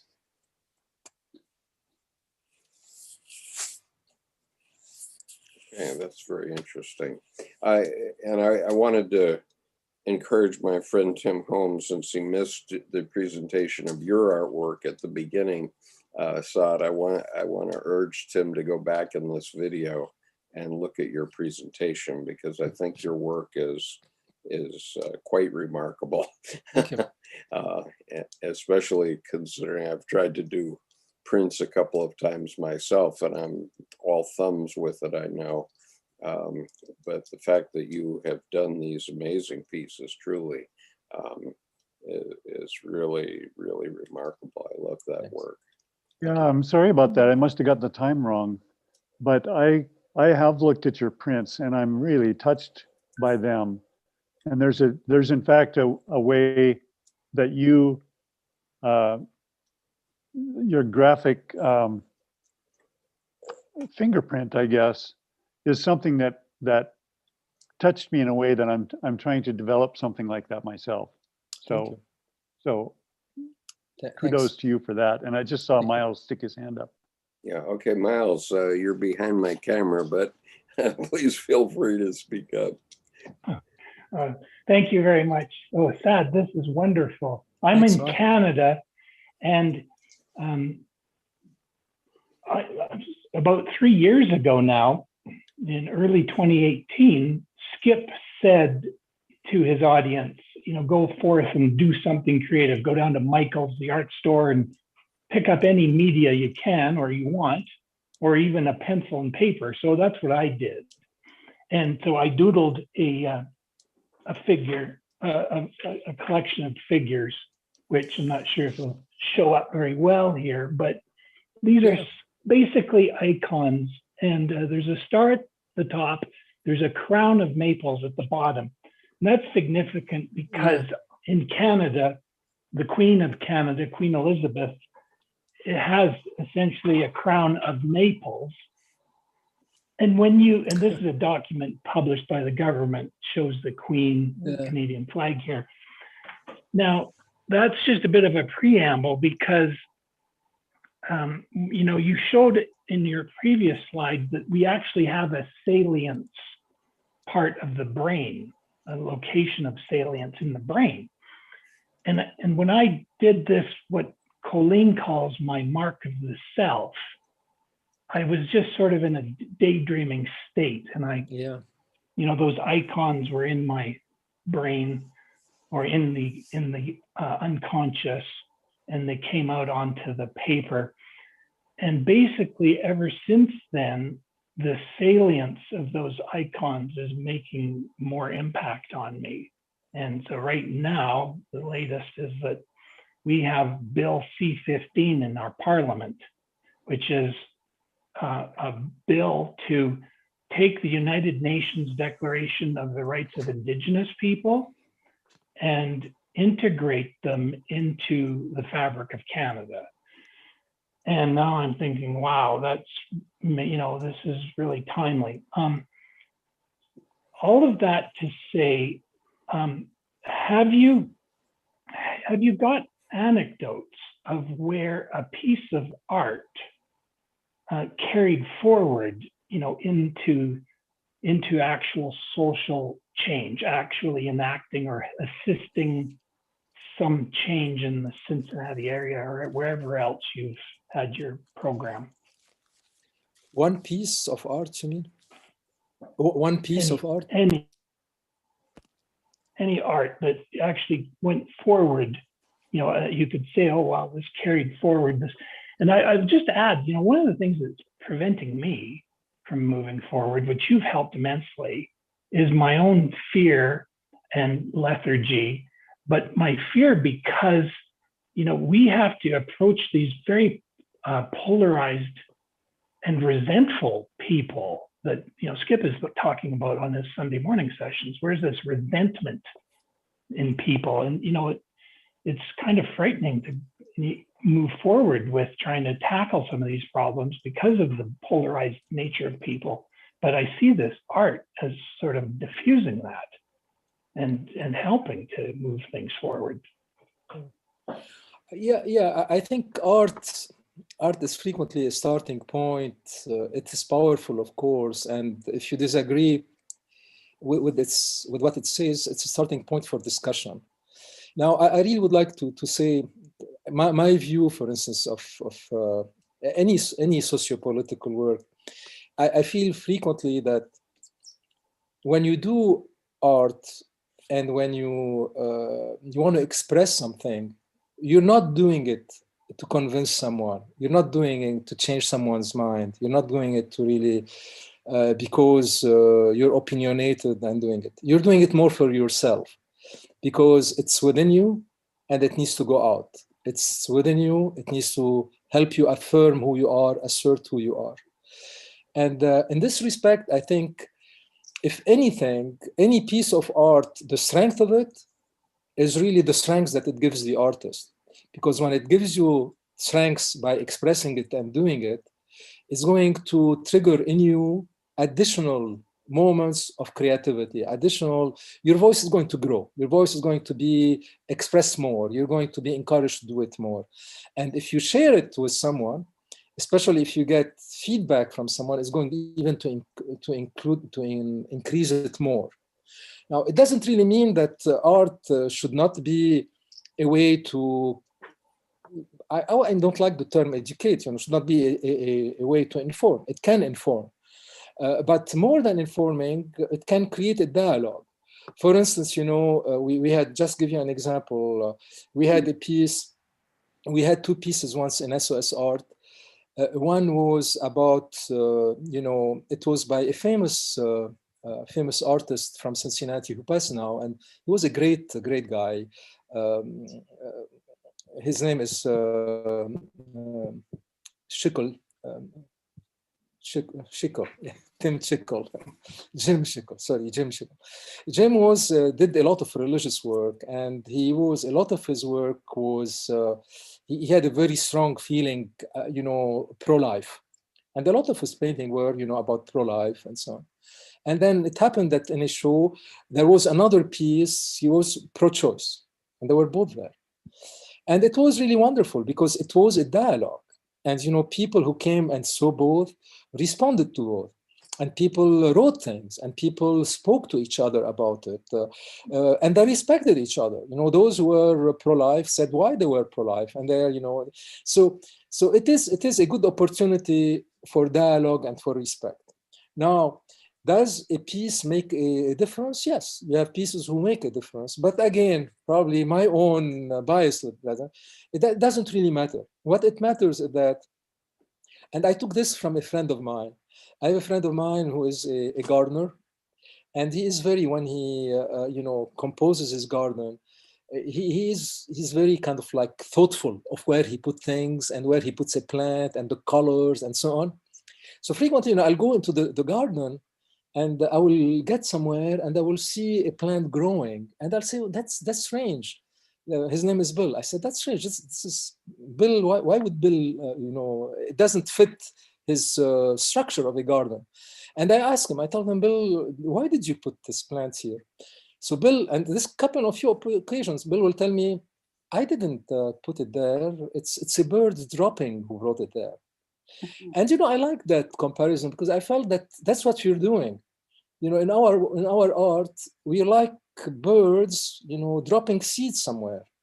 We may never know where the seed grows. We may never know what effect it does. We may never know whether it's positive or not, but it's a seed that, given the right condition, will grow and may affect someone. And this should be enough for us, at least for me, frequently doing the work and say, why I'm doing it? And I say, well, maybe it's a seed, maybe it will grow somewhere. You don't need to know about it. So I don't know if that's an answer to your question.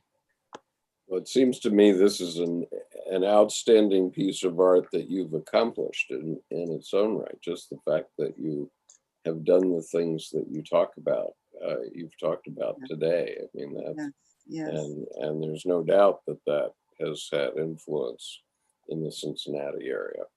And so now all of us need to go back and be inspired and think about how we can do it in our own regions for our own purposes. Definitely. So that's thank you so much. For me, it was a pleasure to be there. And as I said, even though I was presenting, but I felt the synergy going on, and I felt comfortable to share. So I'm sharing myself as well. I'm sharing of course. My awkwardness, my vulnerability, but I felt okay to share it. So I thank you for that. Yeah, thank you for being beautiful here. Presentation, just beautiful. Yeah, very inspiring. So, are there others that want to make a comment? Yeah, Gunnar, go ahead. This gentleman is from Iceland, Saad. So we've Hi, we've Gunnar. reached another nationality, although I think Gunnar is living in Denmark now, right, Gunnar? Yes, that's correct. Okay. I would like to thank you, Saad. Thank you. The last comment really resonated with me. You were recently talking about how human life is regarded in this recent age. I'm currently working on a very controversial subject, and when we are talking about the truth or justice, it is usually very controversial, and there has been many times that artists have to even leave a country when they expose something. Do you have any personal experience with a very controversial subject? Well, you know, every time, every activity can be risky, can be open to injury, to harm. I don't have personally any such experience, but I know of people, for instance, who had to leave their country for different reasons because they were persecuted. For instance, give you an example, you know, I was curating a show of prints, you know, on peace and justice from Lebanon, because we do this every 2 years with a different country. And I was recruiting, meeting with artists in Lebanon, and I met a young printmaker, and he was from Iran. And the reason he came to Lebanon, because he was a master's science degree, and he was gay, you know, and his work kind of like he was really using his art as a reflection of his identity, and he got a lot of threats, and he left. Another person I know also from Iran. I mean, I'm giving Iran because these are the people I know. It's another artist who came here. She was a photographer, and she did a lot of photographs of people who were initially for the revolution, you know, for the Islamic revolution, and then who changed. And she took pictures of them, very interesting, of their picture before and after, but themselves holding their picture before. And again, she was kind of threatened because she was demeaning the revolution, and she had to leave. We are living in a world where people who have the power, if they don't like what you're saying, they can use it against you. And this, I'm not speaking only of Iran, I'm speaking also of the United States. You know, I mean, whatever. If people have the power and they don't like it, either they will silence you or they'll find an opportunity not to let your voice be heard or to silence you. It's a tricky point, but the problem is that people learn how to deal with it. You know, I feel about this, and I'm really strongly about it. As long as I can express myself without hurting someone, without being negative, without being destroying someone, I should do it, at least if it will help me grow as an individual. Now, I'm not for art who demeans other people or who demeans beliefs.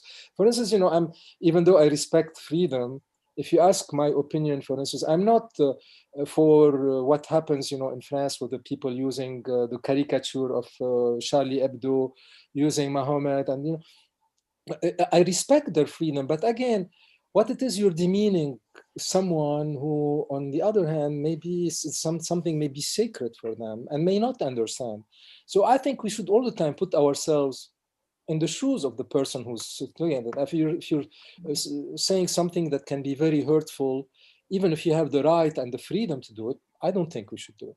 Now, if you want to say something that is really important for you and that you should do it, if anything, you will be affirming who you are and you will resonate with others.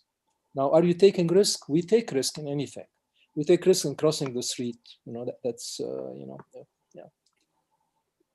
Yeah, we are actually living in a time where companies and very rich individuals can become more powerful than a nation today.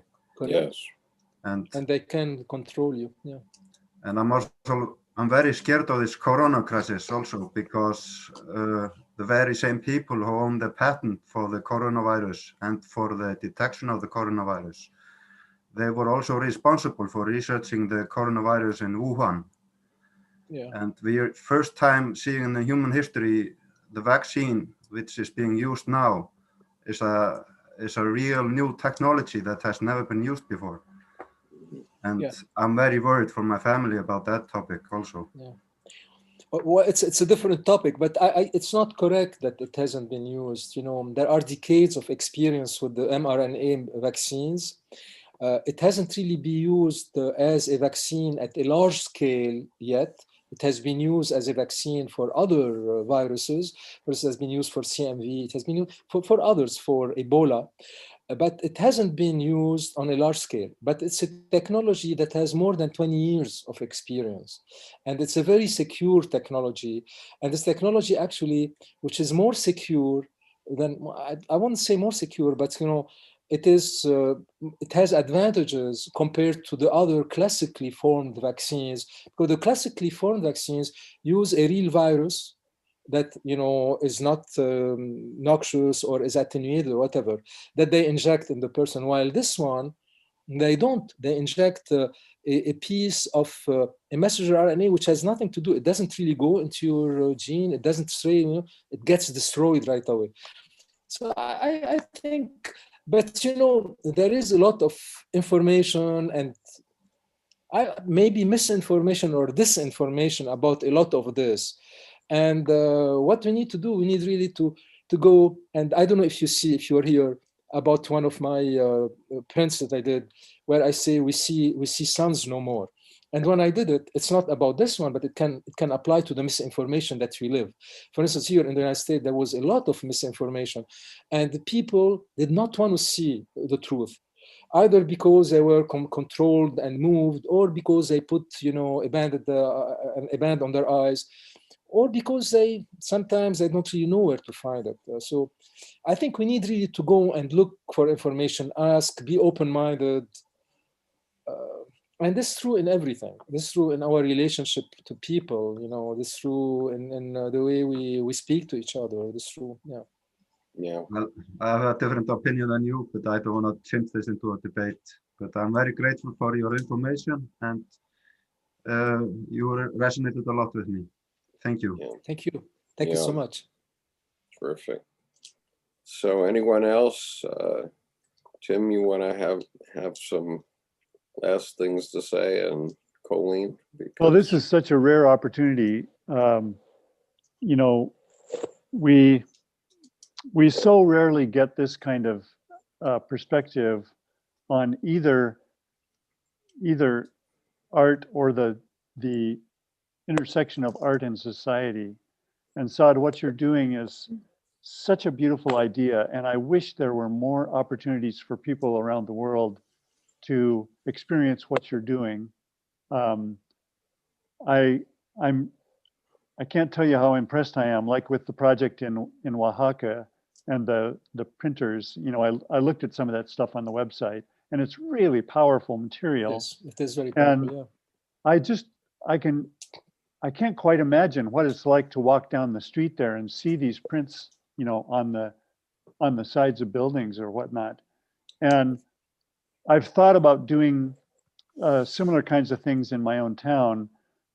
And of course, as an individual artist, I could do that, but it would be so great to have a community of people, and especially one that spans beyond simply professional artists to anybody who's doing creative work, to engage that sense of energy that is within the community that can be utilized for all kinds of problems that face us. So I applaud you. I thank you for your work. Thank you. I'll be very happy, you know, for any of you, if you're, you know, if you want to start something, if you need my help thinking through it, you know, share my experience, helping you starting it, I'll be more than happy. Tim as well, if you decide to start anything, be more than happy, because that's really my idea. My idea is not really to have a SOS Art limited to Cincinnati, but when it goes somewhere else, it won't be mine. It will be SOS Art of that place, and that's how I want it. You know, I mean, I don't want to have ownership of it, by no means. But I think it's important because it connects people. It gives the voice to people. I'm so proud to realize that SOS Art, we gave voice to more than 2,000 local visual artists. And That's these people have been touched somewhere and touch some people somewhere, and are on the road to grow more themselves and to do more themselves, and they have. So yeah. Fabulous. Yes, Miles. Sorry. Have you been integrating the concepts of Carl Jung, into your sessions, or bringing in Jungian people like Skip? Because it's just a wonderful, because the title of your organization is Save Our Souls. And honestly, I didn't know what a soul was until I encountered Skip by providence in a YouTube comment. And ever since, I've been learning more and more. But anyway, any thought of how you might bring in more of the psychology of Carl Jung into SOS Cincinnati? Well, I hope that I'll become the disciple of Skip. To be honest with you, I came, in contact with Colleen and Skip's, and Tim's activities, thanks to Sharon, through another friend of mine, and this is very recent. So I don't know about, Jung. As I was young, I read some of Jung. I was interested in psychology. Of course, Jung and Freud, were part of my upbringing a little bit. But I haven't pursued it.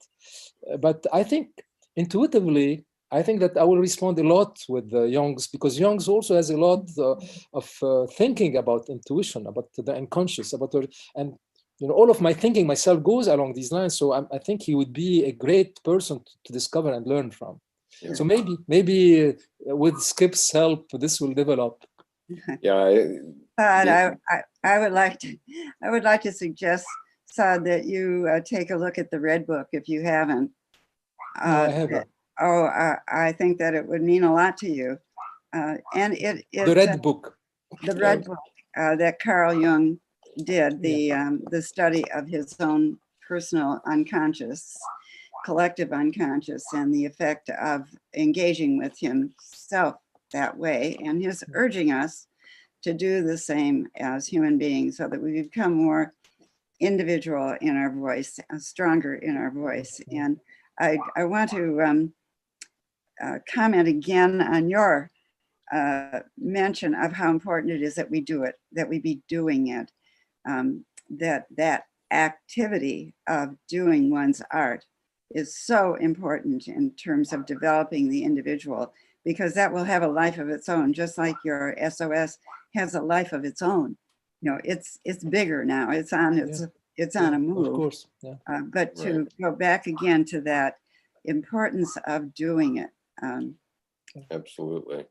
Thank you. And just for information, Saad, I changed my virtual background so that it has Jung's house. Jung's house that he built, and he built it with his bare hands. Okay, and he calls it his confession of faith in stone.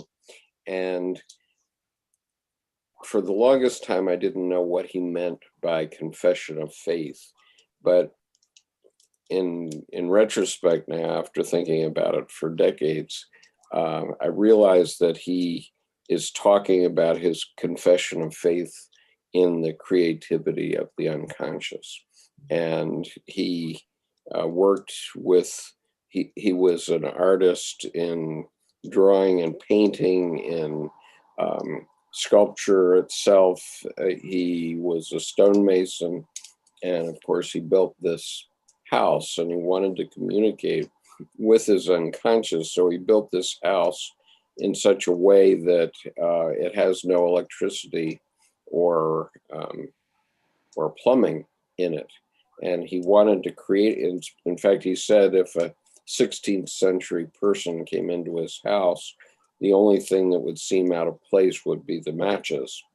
And he said that his purpose was to connect with the more primitive side of his self, so that he could know something about our origins, right, and his origins.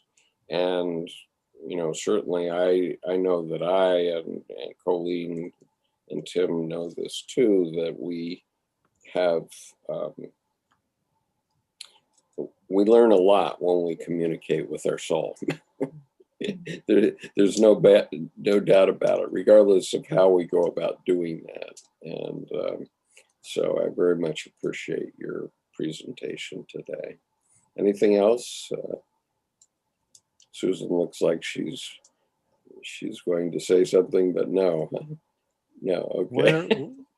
Susan, where are you at 22:30? She's in Cape Town, South Africa. Oh, cool. Very cool. And by the way, just as a final note on our Wisdom Path colloquia, Susan wrote a book with another lady named Susan Schwartz, who is a Jungian analyst in New Mexico. And Susan Schwartz is going to talk to us next Sunday about her book, which is about the loss daughters feel when they lose connection with their father. And so I'm sure it's going to be a very painful experience for me, since I have 3 daughters, and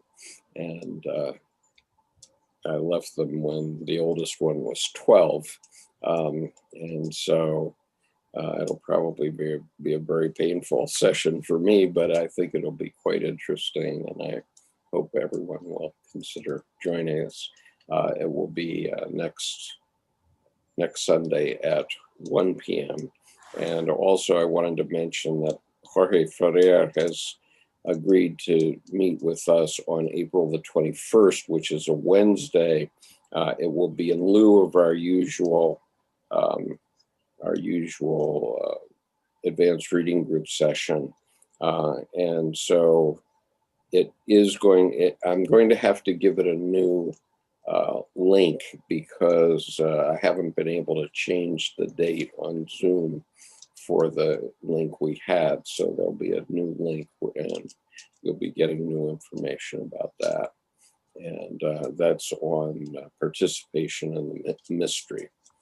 And my friend Les Morgan, who's the expert on the Bhagavad Gita, has already sent in 5 questions for Jorge.